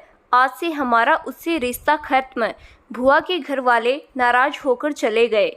उठो, देखो मैं आ गया हूँ। अब हमारी बेटी सुरक्षित है। चलो, अब हम यहाँ नहीं रहेंगे। पापा ने माँ को कमरे से बाहर निकाला और सामान बांधने को बोला। पापा, दादाजी ने झूठ बोला था क्या? वो खेल नहीं था। मैं नादान ट्रेन में बैठी पापा से सवाल कर रही थी। बेटा, आज आप अपने पापा की एक बात मानोगी क्या? पापा, दादाजी ने आपके साथ शादी का खेल खेला।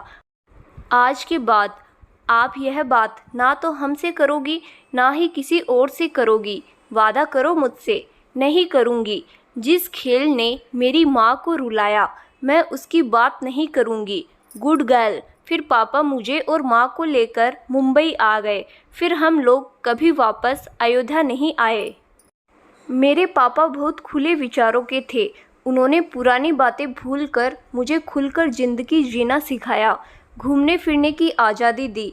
माँ को भी ज़िंदगी अपने तरीके से जीने का हक दिया। हमारे पहनने ओढ़ने पर कोई पाबंदी नहीं लगाई। जिस परिवेश से आपके पापा आप लोगों को निकाल कर लाए, उसे भुलाने के लिए यह सब जरूरी था। प्रज्ञा बोली। हाँ, प्रज्ञा, पापा हमेशा माँ से कहते थे, तुम देखना रूपा मेरी बेटी जिसको पसंद करेगी, मैं उसी से उसकी शादी कर दूंगा। और आपकी माँ क्या कहती थी? वो शायद उस हादसे से बाहर नहीं आई थी, इसीलिए बस मुस्कुरा देती थी। जिंदगी बहुत खूबसूरत लम्हे समेटती आगे बढ़ रही थी। पापा की बहुत इच्छा थी मैं वकील बनूं। 10वीं का रिजल्ट घोषित हो चुका था। मैंने स्कूल टॉप किया तो पापा खुशी से झूम उठे। वो बात अलग है कि मुझे पढ़ाई में इंटरेस्ट नहीं था, पर पापा के सपने पूरे करने के लिए मैं कुछ भी कर सकती थी। समय भागता रहा। फिर वो समय आया जो हर युवा के लिए सपने की तरह होता है। पापा ने मेरा एडमिशन मॉडल कॉलेज में बीए में करवा दिया।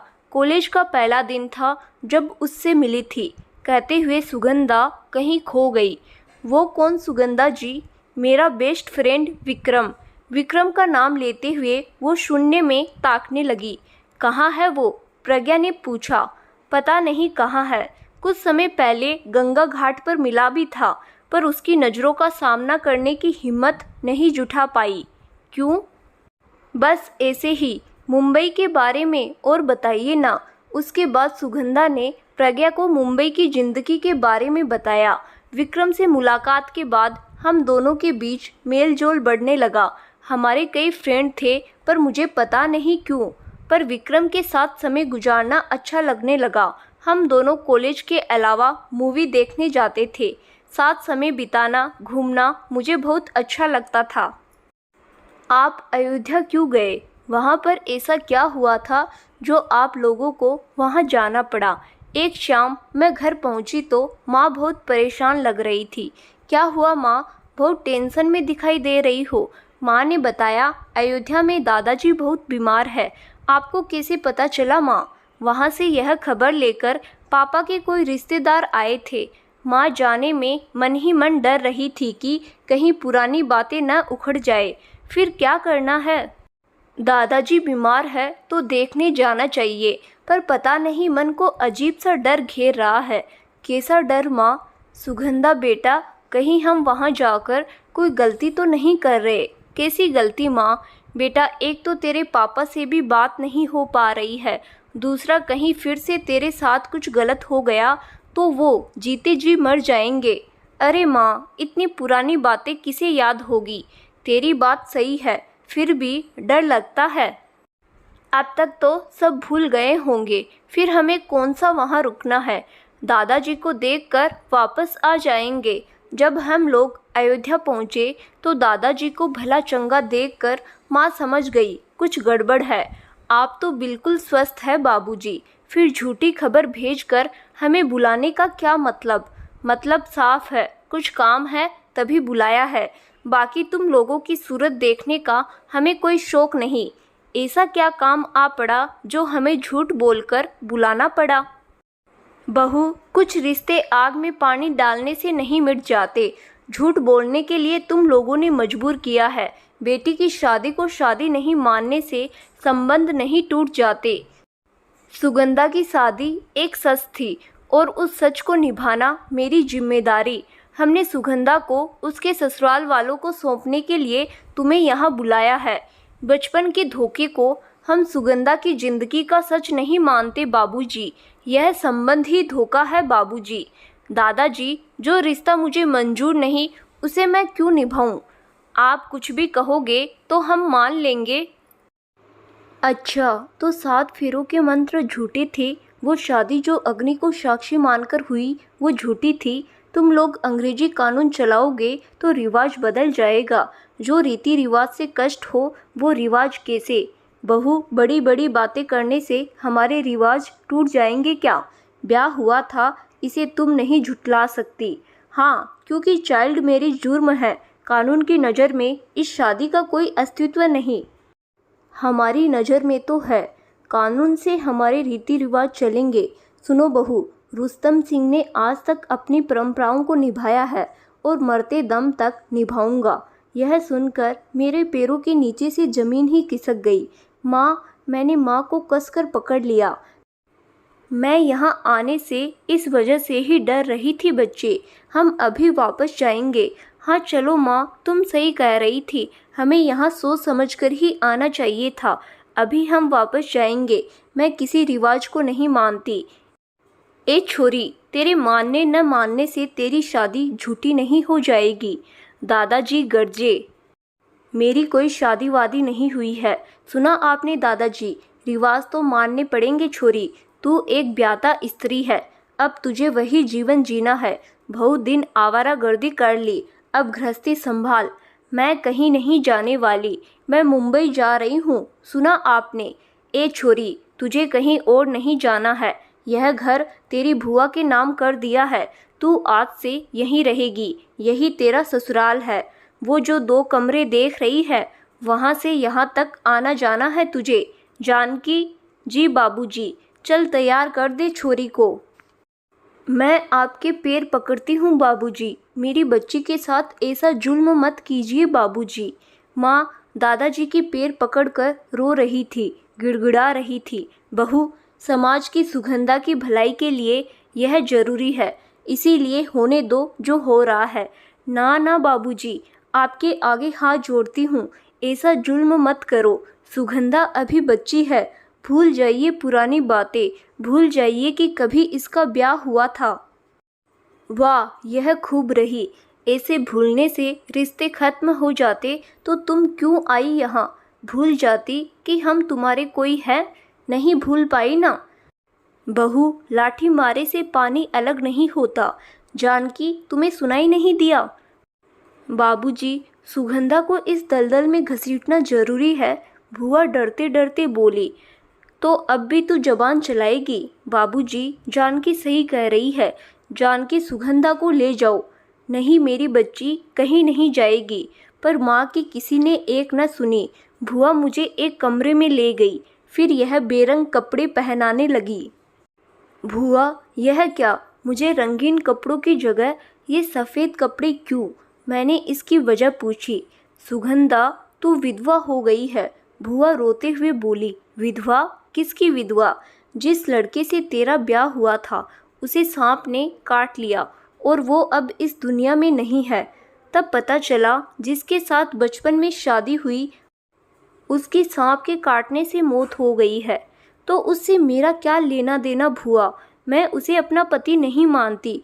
पति तो था बेटा, यह तुम लोग मानो या ना मानो, तुम्हारे विधिवत फेरे हुए थे। मैं तो इस वाक़ये से पथरा सी गई थी। बेटा, यह समाज हम औरतों की खुशियों को बर्दाश्त नहीं कर सकता। मैं भी नहीं जानती थी तू यहाँ आए। बाबूजी ने रिवाजों के चलते हम तीनों बहनों का जीवन नर्क बना दिया। यह कुप्रथा झेल रही भुआ भी रोते रोते मुझे तैयार कर रही थी। मैं सब सुनकर कोई रिएक्शन नहीं दे रही थी क्योंकि मेरा दिमाग शून्य हो गया था। मेरी आंखों के सामने सिर्फ अंधेरा छाया था। प्रज्ञा, 9 बज गए। तुम्हें भूख लगी होगी। नहीं सुगंधा जी, आपकी जीवन गाथा सुनकर मेरी भूख ही मर गई। प्रज्ञा उदास स्वर में बोली। प्रज्ञा, तुम सुनकर दर्द महसूस कर रही हो। मैंने तो झेला है। मेरी माँ, मेरी भुआ तिल तिल मरी है। खैर छोड़ो, आगे की कथा से पहले मैं तुम्हें नाश्ता करा दूँ, फिर आगे बताती हूँ। सुगंधा ने साथ लाया टिफ़िन खोला, फिर दोनों नाश्ता करने लगी। विकट परिस्थितियाँ किसी को हमेशा के लिए लाचार कर देती है, या सुगंधा जी की तरह मजबूत। कितना दर्द है उनके जीवन में, पर चेहरे पर मुस्कान सजाए रहती है। नाश्ता करते हुए प्रज्ञा सोच रही थी। क्या सोचने लगी प्रज्ञा? इस समाज की क्रूतियों के बारे में सोच रही हूँ सुगंधा जी। क्यों यह क्रूतियों का बोझ हम स्त्रियों को सहना पड़ता है? यहाँ पुरुषों के लिए कोई बंधन नहीं, क्योंकि पुरुष प्रधान समाज में रीति रिवाज के नाम पर हमेशा से ही हम महिलाओं पर अत्याचार हुए हैं। हमारा उत्पीड़न करने के लिए यह क्रूतियाँ पुरुषों की ही बनाई है। मैं भी यही मानती हूँ। हमारे शास्त्रों में स्त्री को शक्ति के रूप में पूजनीय दिखाया गया, सृष्टि की जननी के रूप में पूजा गया। वो शास्त्र झूठे नहीं, झूठ यह समाज है जो अपने आप में क्रूतियों का जनक बनकर नारी का शोषण करता रहा है। नाश्ता करके दोनों फिर से मंदिर के पीछे के शांत वातावरण में आकर बैठ गई। आगे सुनो, फिर क्या हुआ। जैसे ही भुआ मुझे लेकर कमरे से बाहर निकली, माँ खड़े से गिर पड़ी। हे राम बाबूजी, आपने इसके लिए हमें बुलाया? आपका दिल पत्थर है, पत्थर। इस रूप में मेरी बेटी, आपकी हिम्मत कैसे हुई उसके रंग छीनने की? माँ मुझे सफ़ेद कपड़ों में देखकर बेहोश हो गई। यह इसकी किस्मत में इसके बाप ने ही लिखा है। अग्नि को साक्षी मानकर जो विवाह संपन्न हुआ था, उसने उस अग्नि कुंड में अपनी बेटी का सुहाग चिन्ह जला दिया। उसकी मांग का पवित्र सिंदूर पानी डालकर मिटा दिया। यह उसी का परिणाम है बहू। ईश्वर के विधान को बदलोगे तो कहर तो टूटेगा ही।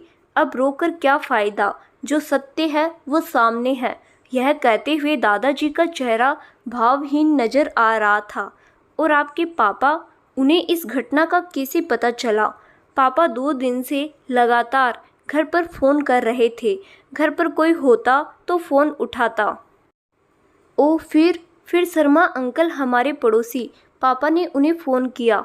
हेलो, शर्मा जी बोल रहे हैं। जी, आप कौन? शर्मा जी, मैं आपका पड़ोसी, सुगंधा का पापा। और नमस्ते सिंह साहब, कहिए कैसे याद किया? आ गए क्या वापस? नहीं शर्मा जी, दरअसल मैं घर पर 2 दिन से फ़ोन कर रहा हूँ पर कोई फ़ोन नहीं उठा रहा। रूपा और सुगंधा ठीक तो है, वो दोनों तो 2 दिन पहले अयोध्या के लिए निकल गई। उन्होंने ही पापा को बताया हम लोग अयोध्या आए हैं। अयोध्या क्यों? भाभी बता रही थी कि आपके पापा बीमार है, उन्हें देखने जा रही है। Okay okay Sharma ji, thanks. पापा फिर दादाजी के घर का नंबर लगाया तो फ़ोन बंद आ रहा था। ओह, फिर कैसे पता चला? प्रज्ञा ने उत्सुकता से पूछा। हम पापा को फ़ोन न कर सके, इसीलिए दादाजी ने अपने घर का फ़ोन कनेक्शन कटवा रखा था। फ़ोन बंद है सुनकर पापा को किसी अनहोनी की आशंका होने लगी। वो अपना काम छोड़कर पहली फ्लाइट से मुंबई आ गए, फिर वहाँ से सीधे अयोध्या पहुँचे। सुगंधा, रूपा, पापा चिल्लाते हुए घर में घुसे तो उन्हें देखते ही मैं अपना आपा खो बैठी। पापा, दौड़कर पापा से लिपटकर मैं रोने लगी। पापा, दादाजी ने हमारे साथ फिर से धोखा किया। मुझे यहाँ नहीं रहना, मुझे यहाँ से ले चलो। मैं पापा से लिपटी रोई जा रही थी। मुझे पता ही नहीं चला कि मेरी दुनिया, मेरे पापा मुझे छोड़कर जा चुके थे। पापा को मुझे सफ़ेद कपड़ों में लिपटे हुए देख गहरा सदमा लगा और एक तगड़ा हार्ट अटैक जिसकी मुझे भनक नहीं लगी। मुझे पता ही नहीं मैं पापा से नहीं, उनके पार्थिव शरीर से लिपटी हूँ। पापा, आप दादाजी को कुछ कहते क्यों नहीं? पापा का कोई जवाब न पाकर मैंने पापा को छोड़ा तो पापा ज़मीन पर गिर पड़े। पापा, किस्मत की दोहरी मार पड़ी हम पर। पापा भी साथ छोड़ गए। इस घटनाक्रम ने माँ का मानसिक संतुलन हिलाकर रख दिया। नहीं बाबूजी, आपने हमारे हंसते खेलते परिवार को ख़त्म कर दिया। आप कैसे बाप हैं? रीति रिवाजों के लिए अपने बेटे की जान ले ली। माँ तो रो रो कर पागल सी हो गई थी। इतने सब पर भी दादाजी का दिल नहीं पसीजा।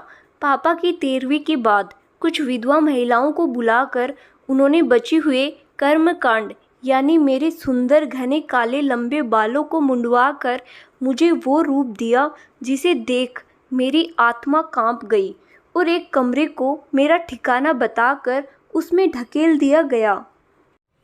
ओ माँ इस दोहरे सदमे को झेल नहीं पाई। उनका मानसिक संतुलन हिल गया। वो सोते सोते, छोड़ दो मेरी बच्ची को बाबूजी, छोड़ो उसे, छोड़ो उसे। सुगंधा, डरना नहीं, बच्चे पापा आकर सब ठीक कर देंगे। वो अकेले ही बड़बड़ाती रहती या फिर चीख चीख कर रोने लगती। मुझे तो इस रूप में पहचानती ही नहीं थी। मैं उन्हें गले लगाकर रोने को तरसने लगी थी। फिर एक दिन सुगंधा की आंखों से आंसू बहने लगे। यह लीजिए पानी सुगंधा जी, प्रज्ञा ने उसे पानी लाकर दिया। फिर मेरी जिंदगी की एक भयानक काली रात आई। घर में सब सोए हुए थे। माँ कब घर से निकल गई किसी को पता नहीं चला। हे भगवान, ऐसी हालत में कहाँ चली गई थी आपकी माँ? मिली या नहीं? सुगंधा कुछ और कहती तभी कहीं से 10 बजे का सायरन सुनाई देने लगा। ओ 10 बज गए प्रज्ञा, मुझे अभी जाना होगा। बच्चों के ट्यूशन का समय हो गया है, फिर उन्हें गार्डन भी लेकर आना है। यह कहते हुए सुगंधा उठ खड़ी हुई। कुछ देर और रुक जाइए, मेरे लिए आगे की कहानी भी जानना जरूरी है सुगंधा जी। प्रज्ञा, अब ज़्यादा कुछ नहीं बचा मेरी कहानी में। फिर भी तुम्हारी संतुष्टि के लिए शाम को गार्डन में मिलो, वहीं जहां हम पहली बार मिले थे। शाम को वहीं बैठकर आगे की कहानी कहती हूँ। ठीक है सुगंधा जी, जैसा आप कहे, पर शाम को मिलना ज़रूर, क्योंकि अब यह दिल आगे की कहानी जानने के लिए बेताब हो रहा है। इतना दर्द सहकर भी मुस्कुराकर ज़िंदगी जीना कोई आपसे सीखे। यह मुस्कान दिखावे की है प्रज्ञा, मैं ही जानती हूँ। जब भी अकेले होती हूँ तो माँ की चीखें जीने नहीं देती। और पापा, प्रज्ञा, मुझे उनका पार्थिव शरीर आज भी इन हाथों में महसूस होता है। मैं चीखना चाहती हूँ रोना चाहती हूँ, पर किसके लिए? प्रज्ञा, कोई नहीं मेरा जो मेरे रोने पर मुझे सीने से लगाकर प्यार करे, सहलाए, समझाए। रो मत सुगंधा, तुम अकेली नहीं, मैं हूँ ना तुम्हारे साथ। सुगंधा आंखों में नमी लिए वहाँ से चली गई। विक्रम है ना आपकी ज़िंदगी में सुगंधा जी, आप एक बार उन्हें आवाज़ तो दीजिए। बाबा आपको न सिर्फ सहारा देंगे बल्कि आपके खालीपन को खुशियों के रंग से भर देते। पर अभी भी देर नहीं हुई, मैं भरूंगी आपका खालीपन, मैं लाऊंगी आपके जीवन में खुशियाँ। बुदबुदाते हुए प्रज्ञा उठ खड़ी हुई और होटल की ओर बढ़ गई। प्रज्ञा बेटा, क्या हुआ? आने में बहुत देर कर दी। सुगंधा मिली? विक्रम ने बेताबी से पूछा। हाँ बाबा, सच में बहुत देर हो गई। प्रज्ञा निढाल होकर बेड पर गिर पड़ी। सिर दुख रहा है? विक्रम ने उसका सिर सहलाते हुए कहा तो प्रज्ञा फूट फूट कर रो पड़ी। अरे क्या हुआ प्रज्ञा, तुम रो क्यों रही हो? किसी ने कुछ कहा? क्या हुआ बताओ? विक्रम घबरा गया। बाबा, भगवान किसी किसी की जिंदगी में एक साथ इतने दुख क्यों लिख देता है? क्या हुआ, कुछ तो कहो प्रज्ञा। सुगंधा ठीक तो है? जो कहना चाहती हो वो साफ साफ कहो, यूँ पहेलियाँ क्यों बुझा रही हो? बाबा, आपकी सुगंधा की आधी कहानी मेरे रोंगटे खड़े कर दिए। असीम दुख भरे हुए हैं उनके जीवन में। ओ, दुख ही दुख बाबा। क्या कह रही हो प्रज्ञा? उसे उस दिन देखकर इतना तो मैं समझ गया था कि अंदर ही अंदर कोई तो दुख उसे खाए जा रहा है, पर क्या जान नहीं पाया। नहीं बाबा, आप कुछ नहीं समझे। अगर समझे होते तो उन्हें छोड़कर नहीं जाते। उनमें हिम्मत नहीं थी बताने की और आप में हिम्मत नहीं थी उनके मरे हुए विश्वास को जगाने की। इसीलिए आप उन्हें छोड़कर वापस आ गए और वो आपकी राह देखती रही कि शायद आप फिर से उनके पास आओगे। ओ, काश सुगंधा एक बार कह देती, वो मुझे फ़ोन ही कर देती तो मैं वापस नहीं जाता, उसके पास बैठता, वहीं रुककर उसके दर्द को सुनता। एक स्त्री अपने दायरे बखूबी समझती है बाबा, खासकर जब वो विधवा हो। आप उन्हें विश्वास दिलाते कि आप आज भी उसी मोड़ पर खड़े उनका इंतज़ार कर रहे हो, तो शायद वो अपनी तकलीफ़ कह देती। ऐसा क्या हुआ उसके साथ इन वर्षों में प्रज्ञा? मुझे भी बताओ प्लीज़। विक्रम ने रिक्वेस्ट की तो प्रज्ञा ने सारा हाल कह सुनाया। ओ, इतने दुख सहे मेरी सुगंधा ने। यह सब मेरी लापरवाही का नतीजा है। मुझे उसे और ढूंढना चाहिए था, हर मुमकिन कोशिश करनी थी।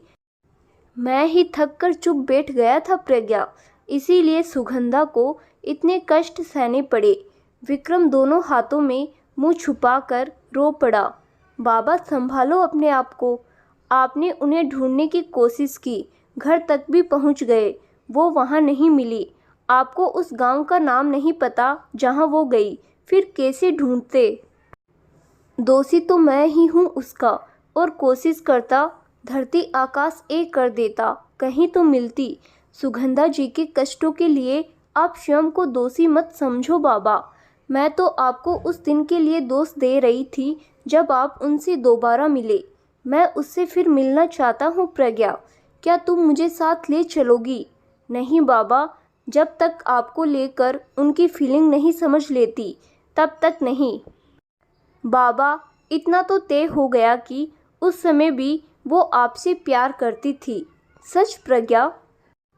हाँ बाबा, आपकी बात करते समय, नाम लेते समय बार बार उनकी आंखें भर आती थी। पर क्या अब उनके मन में वो प्यार जिंदा है? क्या वो अभी भी अपने दिल की बातें आपके साथ बैठकर करना चाहती है? पहले मुझे यह सब कंफर्म कर लेने दो। अगर उसने मना कर दिया तो? विक्रम ने कहा। बाबा, मुझ पर भरोसा रखो। मैं आज आपसे वादा करती हूँ, मुझे कुछ भी क्यों ना करना पड़े, अब मैं आप दोनों को फिर से मिलाकर ही शांत बैठूंगी। प्रज्ञा का पूरा दिन बेचैनी में गुजरा। शाम होते ही वो तैयार होकर गार्डन में सुगंधा का इंतजार करने लगी। सुगंधा जी आई क्यों नहीं? समय तो यही दिया था, आएगी नहीं क्या? 1 घंटे से इंतजार कर रही प्रज्ञा अब चिंतित दिखाई दे रही थी। धीरे धीरे आधा घंटा और बीत गया। बहुत दिनों बाद मैंने उनके दुखों को फिर से जिंदा कर दिया। यही वजह है वो अभी तक अपने आप को सामान्य नहीं रख पाई होगी। थोड़ी देर और देखती हूँ, फिर कल मिलने की कोशिश करती हूँ। प्रज्ञा सोच विचार में बैठी थी, तभी किसी ने उसके कंधे पर हाथ रखा। किन ख्यालों में खोई हो प्रज्ञा? अरे सुगंधा जी आप? हाँ मैं। ऐसे आश्चर्यचकित होकर क्यों देख रही हो? वो मैं आपके बारे में ही सोच रही थी कि आपने एकदम से आवाज़ लगा दी। अच्छा क्या सोच रही थी? सुगंधा जी आपको आने में देर हो गई तो मुझे लगा आज मैंने आपके पुराने जख्म कुरेद कर आपको बहुत दुखी कर दिया है, इसीलिए आप नहीं आओगे। मैंने सोचा कुछ देर और देख लेती हूँ, अगर आप नहीं आई तो वापस चली जाऊँगी। आने का वादा किया तो आती कैसे नहीं? वह आज आश्रम में एक बच्चे को चोट लग गई। ओ बेचारा बच्चा, कैसा है वो? बहुत रो रहा था, बस उसी को बहलाने में लगी थी। बड़ी मुश्किल से अब जाकर सोया है। जैसे ही वो सोया मैं तुमसे मिलने के लिए निकल आई। यह देखो साड़ी पर हल्का सा ब्लड भी लग गया। ओ हाँ, प्रज्ञा ने देखा सुगंधा की साड़ी पर खून के हल्के से डॉट लगे हुए थे। मेरे कारण तुम्हें काफ़ी इंतज़ार करना पड़ा ना? कोई बात नहीं सुगंधा जी, बच्चे को देखना भी ज़रूरी था। वैसे मुझे यहाँ बैठे हुए करीब 1.5 से पौने 2 घंटे हो गए शायद। Oh sorry Pragya. It's okay Sugandha ji. आप तो यह बताइए आपकी माँ जो घर से चली गई थी वो कैसे मिली? सुबह जब माँ कमरे में नहीं मिली तो सबने आस पड़ोस में पता किया। माँ वहाँ भी किसी के यहाँ नहीं थी। पापा को खो दिया, माँ भी गायब।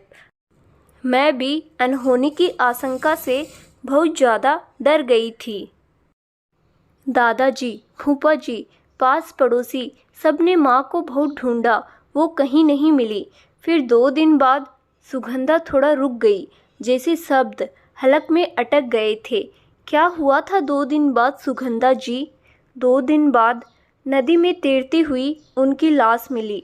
मैं उनकी मौत की खबर सुनकर पत्थर की मूरत सी बनी शून्य में ताक रही थी।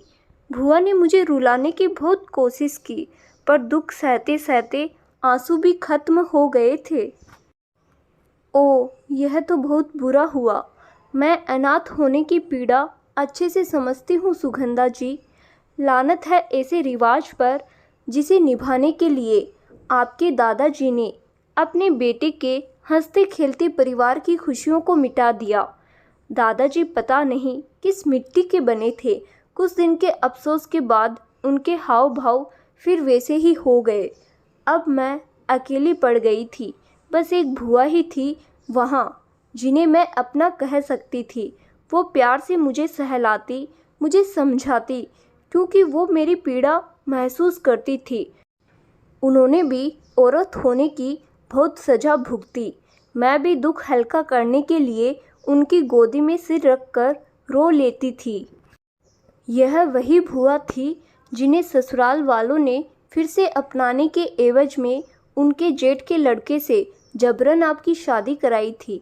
हाँ प्रज्ञा, यह वही भुआ थी जो चुपचाप एक कठपुतली की तरह जैसे नचाया गया अंत तक नाचती रही।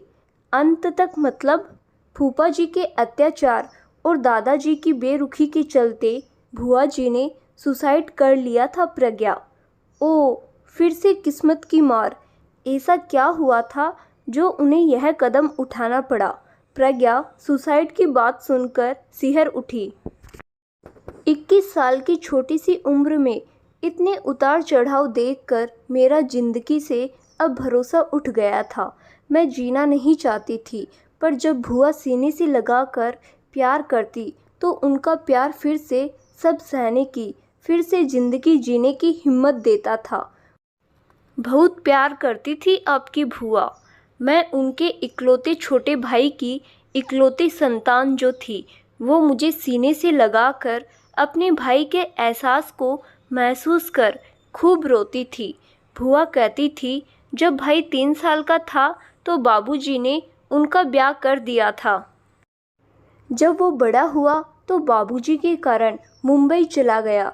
इस वजह से वो कभी अपने भाई को सीने से लगाकर प्यार नहीं कर पाई। जब भी मैं उनके करीब होती हूँ तो उन्हें नन्हे की याद आ जाती है। वो पापा को प्यार से नन्हे कहा करती थी। चलो, वहाँ कोई तो था जो आपका दुख समझता था। मैं किस्मत की इतनी धनी नहीं थी प्रज्ञा, जो सुकून मिल पाता। मतलब यह कि यही मेरी तकलीफ़ें कम नहीं हुई थी। मुझे अकेला देख फूफा जी की गंदी निगाहें हर दम मेरे शरीर में चुभने लगी थी। वो हर समय पानी या खाना मांगने के बहाने मुझे छूने की कोशिश करते रहते थे। हे भगवान, आप तो उनके बच्चे की जैसी रही होगी। हाँ, मुझसे उम्र में 35 साल बड़े थे फूफा जी। भुआ यह सब देख रही थी और समझ भी रही थी। उन्होंने फूफा जी को रोकने की कोशिश नहीं की। पत्नी धर्म की मर्यादा उन्हें मजबूर किए थी शायद। फिर भी वो मुझे तसल्ली देती, जरा सी भी चिंता मत करना लाडो, मैं हूँ तेरे साथ। मैं तुझे खरोंच भी नहीं आने दूंगी। भुआ की बात सुनकर मुझ में हिम्मत आ जाती थी। फिर एक दिन दोपहर को रुक गई सुगंधा कहते कहते। क्या हुआ दोपहर को? बोलिए सुगंधा जी। अनिष्ट की आशंका से प्रज्ञा का कलेजा कांप उठा। दोपहर का काम खत्म करके भुआ आराम करने चली गई तो मैं भी अपने कमरे में चली आई। दादाजी खेती के काम से किसी से मिलने चले गए थे। उस दिन मुझे अकेला पाकर फूफा जी ने बेशर्मी की सारी हदें पार कर दी। मैं मदद के लिए चिल्लाई तो भुआ क्रोध में अपना आपा खो बैठी। मुझे बचाने की कोशिश में उन्होंने फूफा जी के ऊपर पास पड़े चाकू से एक के बाद एक कई वार कर दिए। मैं यह देखकर घबरा गई और दादाजी के कमरे में जाकर छुप गई। हे भगवान! फूफा जी बुरी तरह से घायल हो गए थे, इसीलिए वो अपनी जिंदगी से गए सो गए। इस घटना से व्यथित होकर भुआ ने भी खुद को कमरे में बंद कर फांसी लगा ली। आपके दादाजी वो कब आए? फूफा जी की हृदय विदारक चीख सुनकर कुछ लोग दरवाजे से अंदर झांक रहे थे कि तभी दादाजी वापस आ गए। क्या हुआ? यह भीड़ क्यों लगा रखी है? आपके घर से चीख पुकार की आवाज़ें आ रही थी। वो सुनकर चले आए, पर अंदर जाने की हिम्मत नहीं हुई रुस्तम जी। आवाज़ें? कैसी आवाज़ें? अंदर का नज़ारा देखकर दादाजी पल भर में सब समझ गए। पुलिस आई, पूछताछ हुई, फूफा जी भुआ जी का पोस्टमार्टम हुआ, फिर दाह संस्कार वगैरह से निपटते निपटते दादाजी एकदम शांत हो गए थे। खाना दे दो तो खा लेते, नहीं दो तो भूखे सो जाते। जो कुछ हुआ शायद उसकी उन्होंने कभी कल्पना भी नहीं की होगी, इसीलिए वो भी यह सब सहन करते करते अंदर से टूट गए थे, पर दिखाना नहीं चाहते थे। और आप? मैं तो खोखली हो चुकी थी। मैं किसी का क्या सहारा बनती?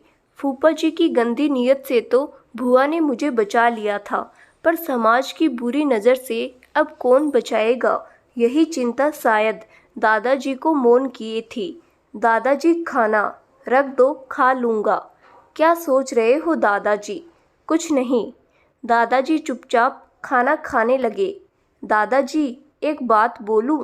बोलो। पहली बार इतने शांत लहजे में उन्होंने कहा। आपने गलत रीति रिवाज को बढ़ावा देने का फल देख लिया दादाजी। आपकी कुरीत को बढ़ावा देने वाली रीत ने हमसे हमारे कितने रिश्ते छीन लिए। अब बोलिए, क्या यह समाज आज आपके रिश्ते लौटा सकता है? क्या यह समाज आपके दुख हल्के कर सकता है? क्या यह समाज बन सकता है दुख में आपका सहारा? दादाजी चुपचाप सुनते रहे, क्योंकि वो खुद इस घटना से बहुत टूट गए थे। उनकी जिद ने 4 जिंदगियां खत्म कर दी। मुझसे बहुत बड़ा पाप हो गया बेटा। यह घर अब काटने को दौड़ता है। अब हम यहाँ नहीं रहेंगे। यहाँ नहीं रहेंगे तो कहाँ जाएंगे?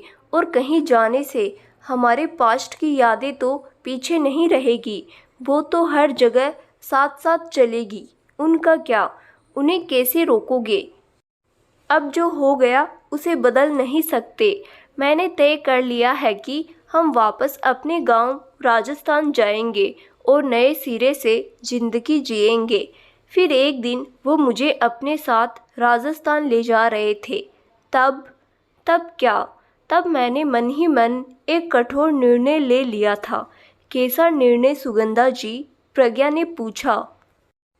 एक दिन दादाजी बाहर से आए तो आते ही बोले, सुगंधा, कपड़े और कुछ ज़रूरत का सामान बांध लो, हम कल राजस्थान के लिए निकल जाएंगे। फिर इस घर का क्या होगा दादाजी? यह घर मैंने किराए पर दे दिया है। ऊपर के दोनों कमरों में ताला लगा देना। क्यों दादाजी? कभी अयोध्या लौटकर आना हुआ तो रुकने के लिए जगह तो रहेगी। जी दादाजी। मैं दादाजी के साथ जाने के लिए तैयार तो हो गई, मगर मेरा मन बार बार मुझे उनके साथ जाने से मना कर रहा था। ऐसा क्यों सुगंधा जी? वो इसीलिए कि इतना सब झेलने के कारण मुझे रिश्तों पर विश्वास नहीं रहा था प्रज्ञा।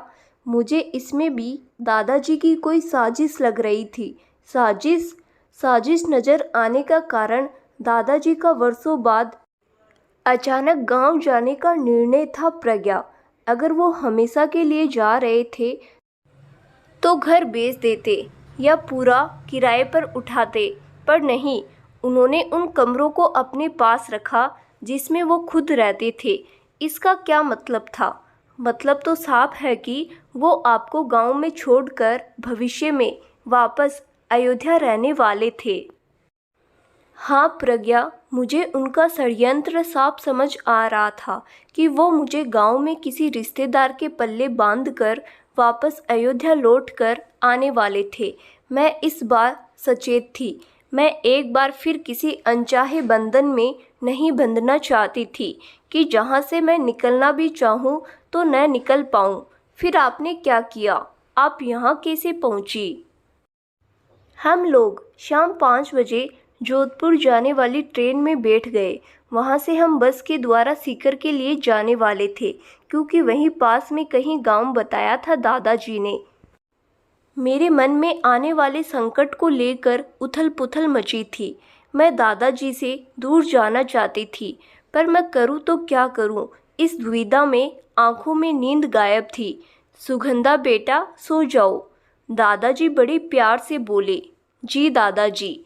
मैंने बर्थ पर चादर बिछाई और सोने की कोशिश करने लगी। ट्रेन तेज रफ्तार के साथ भागती जा रही थी। स्टेशन पर गाड़ी रुकी तो समय देखा। रात को यही कोई 12 बजे होंगे। मैंने देखा दादाजी गहरी नींद में सो रहे थे। मैं अपना बैग उठाकर ट्रेन से उतर गई। मन में डर लग रहा था कि कहीं दादाजी न देख ले। एक बार फिर खिड़की से अंदर झांका तो वो अभी भी गहरी नींद में सो रहे थे। मैंने आगा पीछा कुछ न देखा और दौड़कर सामने खड़ी ट्रेन में चढ़ गई। टिकट तो नहीं थी पास। कैसे भी टीटी की नज़र से छुपते छुपाते सफ़र चलता रहा। एक लेडी से बातों बातों में पता किया तो पता चला वो ट्रेन यहाँ वाराणसी आ रही थी। मैंने निश्चय कर लिया कि मैं भी वाराणसी उतर जाऊंगी। वो मेरे शिव शंभू की नगरी है। अब वो ही मुझे संभालेंगे। मुझे नहीं पता था कैसे क्या होगा, पर हिम्मत की ओर चली आई और यहाँ आकर मैं शिव मंदिर की सीढ़ियों पर बैठी रो रही थी। सोच रही थी कि दिन तो कट गया, रात का क्या। मन में भय सता रहा था। तभी किसी ने मेरे कंधे पर हाथ रखा। क्यों रो रही हो बेटी? आप अजनबी शहर में कोई पहचान वाला मिला आपको? प्रज्ञा ने पूछा। नहीं, वो इसी अनाथ आश्रम की मंजू दीदी थी जो मंदिर में पूजा करने आई थी। उन्होंने मेरी दर्द भरी कहानी सुनी तो खुद को रोने से न रोक पाई। सुगंधा, क्या तुम मुझ पर भरोसा कर सकती हो? दीदी ने अचानक कहा। मैं कुछ समझी नहीं दीदी। मैंने दीदी से पूछा, इतने धोखे खाकर इंसान अपने क्या परायों पर भी भरोसा नहीं करता, पर तुम चाहो तो मुझ पर भरोसा करके मेरे साथ अनाथ आश्रम में रह सकती हो। दीदी, इस समय मुझे एक ऐसा आसरा चाहिए जहां मैं सुरक्षित रह सकूं। आपको मेरे शिव शंभू ने मेरी मदद के लिए भेजा है। आप मेरे लिए भगवान बनकर आई हैं। अपनों पर भरोसा करके मिटकर देख लिया। मैं आपके साथ जरूर चलूंगी दीदी। वो मुझे अपने आश्रम में ले आई और यहाँ इन छोटे छोटे बच्चों की देखभाल की जिम्मेदारी सौंप दी। तब से यहीं हूँ। आज के मॉडर्न समय में यह हकीकत लोगों को बहुत बेतुकी लगेगी कि ऐसा भी कहीं होता है, पर मेरी जिंदगी का वो काला अध्याय था जो मैंने अयोध्या वापस आकर पढ़ा, जिया और अपने सुखों को खोया। आपने कभी मुंबई अपने पिता के घर जाने का नहीं सोचा? नहीं, मैं अपने घर जाकर फिर से मुसीबत में नहीं फंसना चाहती थी, क्योंकि मेरे उस घर का पता दादाजी को था और वो मेरी खोज में वहाँ कभी भी किसी को भी भेज सकते थे। ऐसे में तो जानबूझकर कुएं में गिरने वाली बात हो जाती। अपने किसी पुराने दोस्त से कांटेक्ट करने की कोशिश करती। मेरा एक ही दोस्त था, विक्रम, और से तो सिर्फ हाय हेलो का रिश्ता था। आप मिली कभी विक्रम से? प्रज्ञा ने अनजान बनकर सवाल किया। हाँ, एक बार मिली थी। कहाँ? यही गंगा किनारे घाट पर बैठा था, तब देखा था उसे। आपने बात की उनसे? कुछ बताया उन्हें? प्रज्ञा ने पूछा। नहीं, हिम्मत नहीं हुई। सुगंधा नाखून से घास रगड़ती हुई बोली। उन्होंने कुछ पूछा होगा। उसने पूछा भी था, फ़ोन नंबर भी दिया, पर मैं उसे क्या बताती? वही जो मुझे बताया। नहीं बता सकती प्रज्ञा, वो दुखी हो जाता। मेरी जिंदगी में तो पहले से ही सुख नहीं, यह सब बताकर उसे कैसे दुखी करती? फिर इतने सालों में उसकी अपनी जिंदगी होगी, अपना परिवार होगा, यह सब बता देती तो वह अपनी जिंदगी में कभी खुश नहीं रह पाता। प्रज्ञा, आप बहुत प्यार करती थी ना विक्रम से? प्रज्ञा ने सुगंधा की आंखों में झांकते हुए पूछा।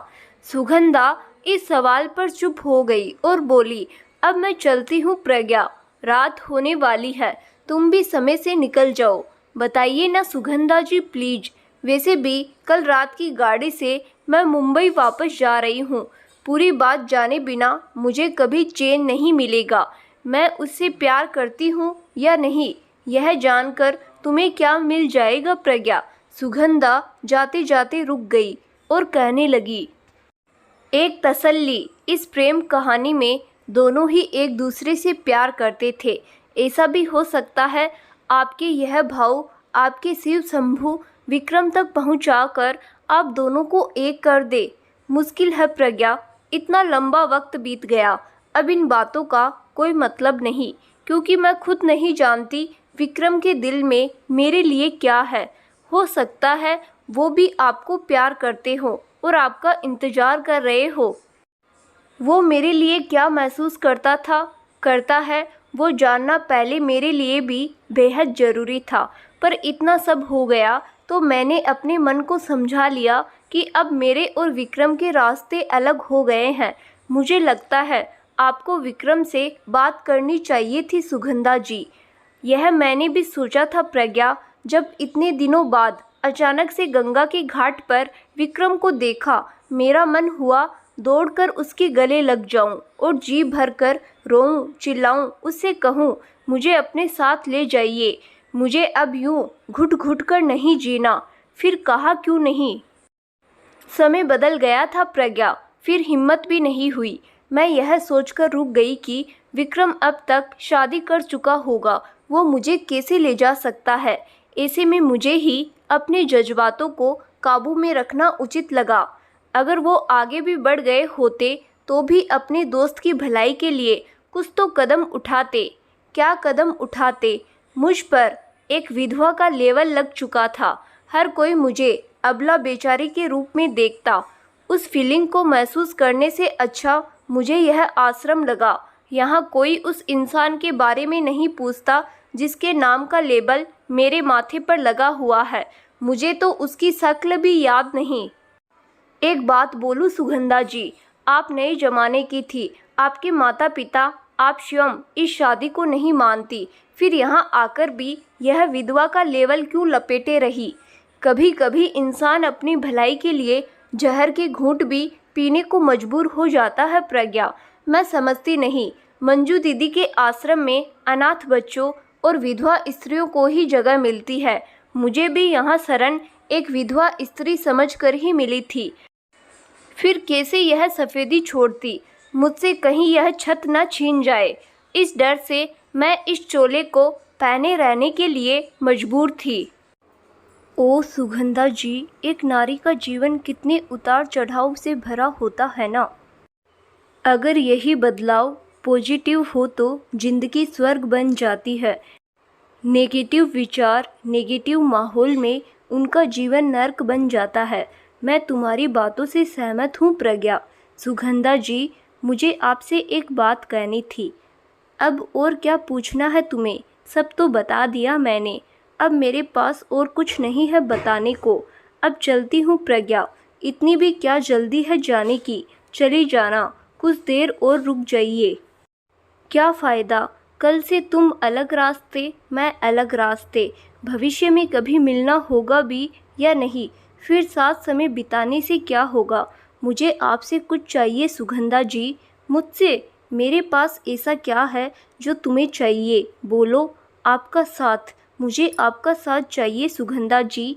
क्या आप मेरे साथ मुंबई चलेगी? प्लीज़ मना मत करना सुगंधा जी, मुझे आपके साथ की बहुत ज़रूरत है। मैं तुम्हारी कोई ज़रूरत पूरी नहीं कर सकती प्रज्ञा। जो खुद दूसरे के सहारे हो वो तुम्हारे किस काम का? मैं तुम्हारे साथ नहीं चल सकती प्रज्ञा। तुम्हारी खुद की अलग जीवन शैली है, अलग ढंग है। मुंबई में तुम पर बोझ बनना मुझे पसंद नहीं। मेरी पढ़ाई भी बीच में ही छूट गई थी, जिस वजह से मैं कुछ कर भी नहीं सकती। मन में कुछ करने की इच्छा हो तो पर्वत से भी राह निकल आती है सुगंधा जी। जो अनपढ़ होते हैं वो भी जिंदगी खुलकर जीते हैं। बातों से ज़रूरतें पूरी नहीं होती प्रज्ञा। सुगंधा जी, अगर मैं ये कहूँ कि मेरे साथ साथ आपके विक्रम को भी ज़रूरत है तो भी नहीं चलेंगी? प्रज्ञा ने पूछा। विक्रम? तुम विक्रम को कैसे जानती हो? और इतने वर्षों बाद भी विक्रम को मेरी ज़रूरत है, तुम्हें कैसे पता? पता है तभी तो कह रही हूँ, आप वापस लौट आइए ना, पहले की तरह अपनी पुरानी ज़िंदगी में सुगंधा जी। यह मुमकिन नहीं है प्रज्ञा, हालात बदल गए हैं। कुछ नहीं बदला है सुगंधा जी, बस उम्र के निशान ही बदले हैं। सब पहले की तरह वहीं का वहीं है। मुंबई आपका इंतज़ार कर रही है। मुंबई में अब कुछ नहीं बचा प्रज्ञा, बचा है सुगंधा जी आपका प्यार, जिसे मुंबई ने संभाल कर रखा है। वहाँ मैं हूँ, आपका विक्रम भी। प्रज्ञा ने कहा। विक्रम को लेकर तुम इतनी श्योर कैसे हो? उसके साथ क्या रिश्ता है तुम्हारा? रिश्ते खून के हो जरूरी नहीं सुगंधा जी, मेरा उनके साथ दिल का रिश्ता है। मैं जानती हूँ वो आज भी वहीं खड़े हैं जहाँ आप छोड़ गई थी। वो आपका इंतज़ार कर रहे हैं सुगंधा जी। वो मेरा इंतज़ार कर रहा है, ये तुम्हें कैसे पता? तुम्हारी बातों से लगता है तुम उसके बहुत करीब हो, उसके दिल के बहुत करीब है ना? हाँ, मैं उनके दिल के बहुत ज़्यादा करीब हूँ, उतना ही जितना आप हो। मैं उन्हीं के लिए यहाँ आई हूँ। मुझसे उनकी तड़प, उनका अकेलापन नहीं देखा जाता। विक्रम मेरा ही इंतज़ार कर रहा है, ये तुम्हें विक्रम ने बताया? सुगंधा सवालिया नज़रों से प्रज्ञा को देखती है कि यह विक्रम को कैसे जानती है। हाँ, उन्होंने आपके इंतज़ार में अभी तक शादी नहीं की। आपकी तस्वीर देखकर उनकी रातें गुजरती है, फिर भी आपको लगता है वो अपनी लाइफ में आगे बढ़ गए। नहीं, वो अब भी वहीं खड़े हैं। लौट आइए सुगंधा जी, आप अकेली नहीं है, मैं हूँ, विक्रम है आपके साथ। तुम क्या लगती हो विक्रम की? शंका के भंवर में डोलती सुगंधा ने पूछा। अब आप और कुछ मत कहिए, मुझे पता है इस समय आप क्या सोच रही है। आप यही सोच रही है ना कि मैं विक्रम के बारे में इतने दावे से कैसे बोल रही हूँ। मैं आपको क्लियर करती हूँ सुगंधा जी, मेरे बाबा ही आपके विक्रम है। यह विक्रम ही वो विक्रम है जिसने तुम्हें गोद लिया। हाँ, आपके विक्रम ने मुझे गोद लिया, मेरी ज़िंदगी संवारी, मुझे मेडिकल कॉलेज में पढ़ने भेजा ताकि मैं डॉक्टर बनूं, मुझे पिता का प्यार दिया, अब मुझे माँ का प्यार भी चाहिए सुगंधा जी। यह कहते हुए प्रज्ञा सुगंधा से लिपट गई। प्रज्ञा, तुम मेरे विक्रम की बेटी हो? हाँ माँ, मैं आपके विक्रम की बेटी हूँ। अब आप दोनों की बेटी बनना चाहती हूँ। अब आप यहाँ नहीं रहेंगी माँ। प्रज्ञा, सच बताऊं, विक्रम मेरा इंतजार कर रहा है। जानकर आज बहुत दिनों बाद सुकून मिला है। तुमने मुझे नई जिंदगी दे दी। मैं मुंबई से सिर्फ आपके लिए ही आई थी माँ। अब हम साथ रहेंगे, मैं, मेरे बाबा, मेरी सुगंधा माँ। दोनों एक दूसरे से लिपट कर रोने लगी। काफ़ी देर रोने के बाद प्रज्ञा शांत हुई। चलिए सुगंधा माँ, मुंबई, मैं और आपका विक्रम आपका इंतजार कर रहे हैं। अभी नहीं प्रज्ञा, जाने से पहले मुझ पर आश्रम की कई जिम्मेदारियां हैं। उन्हें दीदी को सौंपे बिना कैसे चल सकते हैं। आश्रम ही चलने के लिए कह रही हूँ माँ। मुझे आपकी मंजू दीदी को धन्यवाद देना है। उन्होंने आपको शरण न दी होती तो शायद हम कभी नहीं मिल पाते। हम आश्रम से दीदी की परमिशन लेकर अपने नए सफ़र पर निकलेंगे। क्या वो हमें परमिशन देगी? वो भला आपको क्यों रोकेंगी? जब उन्हें पता चलेगा कि हम आपकी फैमिली है, आपको लेने आए हैं, तो थोड़े सवाल जवाब जरूर करेगी, पर आपको आपकी फैमिली के साथ आने से मना नहीं करेगी। चलो प्रज्ञा, फिर हम अभी दीदी से मिलकर उनकी आज्ञा लेकर नए सफ़र पर निकलेंगे। मैं तुमसे मिलने और विक्रम के विषय में जानकर अब यहाँ और नहीं रुक सकती।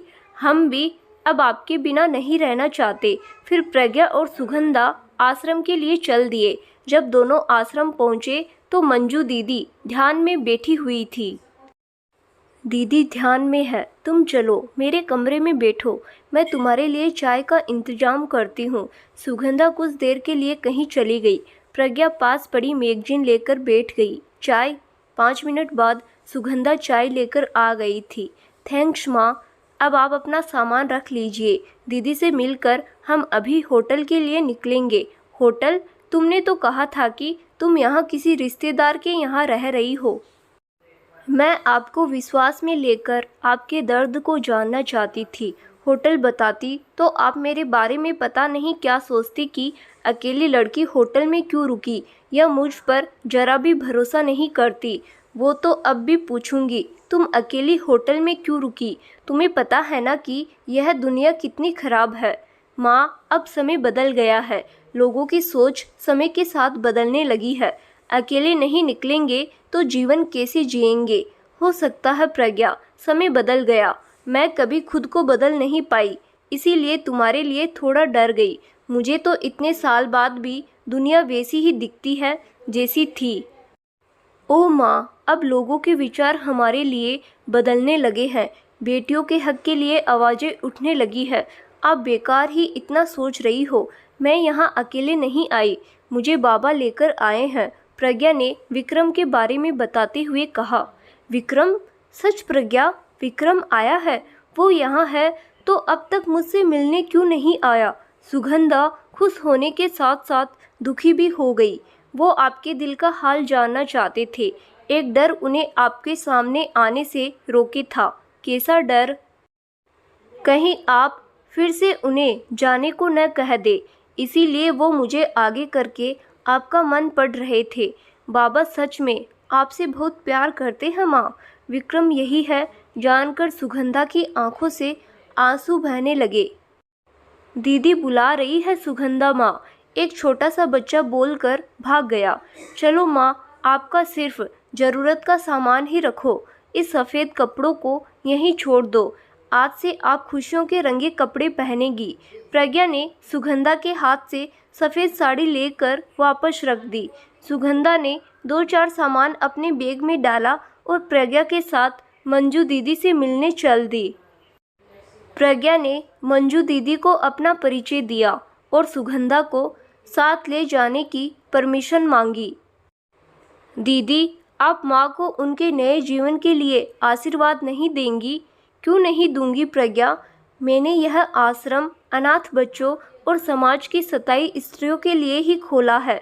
मैंने कभी इन पर बंदिश नहीं लगाई, उल्टा इन्हें जिंदगी में आगे बढ़ने को प्रेरित भी किया। कुछ पढ़कर अपना करियर बना रही है तो कुछ फिर से सांसारिक जीवन जीने लगी। इसे भी बहुत समझाया। सुगंधा, अभी तुम्हारी उम्र ही क्या है? कुछ करो कुछ सोचो, पर ये तो जीने की चाह छोड़कर बैठी थी। आज मैं सुगंधा के लिए सच में बहुत खुश हूँ। जाओ सुगंधा, तुम्हें नई जिंदगी मुबारक, खुश रहो और कभी मौका मिले तो मिलने जरूर आना। दीदी। सुगंधा भावुक होकर मंजू दीदी के गले लग गई, फिर सबसे विदाई लेकर होटल पहुंची, जहां विक्रम प्रज्ञा का बेसब्री से इंतजार कर रहा था। दरवाजा खुलते ही सुगंधा को अचानक सामने खड़ा देखकर वो कुछ पल ठिठका। सुगंधा, तुम? फिर दोनों बाहें फैलाकर सुगंधा को पास आने का इशारा किया। विक्रम। सुगंधा की आंखों में नमी लेकर विक्रम की बाहों में समा गई। ये देख प्रज्ञा की आंखों में खुशी के आंसू बहने लगे। फिर 2 मिनट बाद झूठ मूठ खांसते हुए प्रज्ञा बोली, यहाँ पास में एक छोटी बच्ची भी खड़ी है, कुछ तो शर्म करो। विक्रम और सुगंधा ने मुस्कुराते हुए प्रज्ञा की ओर अपनी बाहें फैला दी। प्रज्ञा भी दोनों के गले लग गई। अब तो मुझे छोड़कर नहीं जाओगी सुगंधा? नहीं विक्रम, कभी नहीं। मैंने तुम्हें बहुत ढूंढा, रुस्तम निवास भी गया, वहां पता चला कि तुम सीकर के पास किसी गांव में हो। पता किया, वहां तो आसपास कई गांव हैं। बिना पता किए किस गांव में ढूंढता, पर कोशिश की होती तो तुमसे इतना दूर न होता। तुम किसी भी गांव में मुझे नहीं ढूंढ पाते विक्रम, क्योंकि मैं तो बीच में ही उतरकर यहाँ चली आई थी। छोड़ो पुरानी बातें, आज से अभी से उन पुराने किस्सों को भूल जाओ सुगंधा। तुम, मैं और प्रज्ञा, यही हमारा छोटा सा परिवार है। मुंबई में खुशियां तुम्हारा इंतजार कर रही है। बाबा, एक विचार मन में आ रहा है, कहूँ या ना कहूँ? कहो ना। इस शिव की नगरी ने आपकी खुशियां लौटाई है, तो क्यों ना आप दोनों यही मंदिर में विवाह के पवित्र बंधन में बंध कर जीवन का नया सफर शुरू करो। क्या कहती हो सुगंधा? मुझे मंजूर है। पास के एक छोटे से मंदिर में आश्रम वालों की मौजूदगी में विक्रम और सुगंधा विवाह के पवित्र बंधन में बंध गए। आज सुगंधा की जिंदगी का काला अध्याय समाप्त हो गया था। खुश रहो। मंजू दीदी के आशीर्वाद के साथ आज सुगंधा अपने विक्रम और अपनी प्यारी बेटी प्रज्ञा के साथ सुख की राह पर निकल पड़ी थी। तो दोस्तों, आपको ये कहानी कैसी लगी? हमें कमेंट बॉक्स में कमेंट करके जरूर बताना। और हाँ, आपको कहानी पार्ट में सुनना पसंद है या संपूर्ण भाग में, ये भी आप हमें कमेंट बॉक्स में जरूर बताना, ताकि हम आगे आपकी पसंद के हिसाब से कहानियां लाते रहें। और आपको किस तरह की कहानियां पसंद है, ये भी हमें कमेंट बॉक्स में जरूर बताना। धन्यवाद।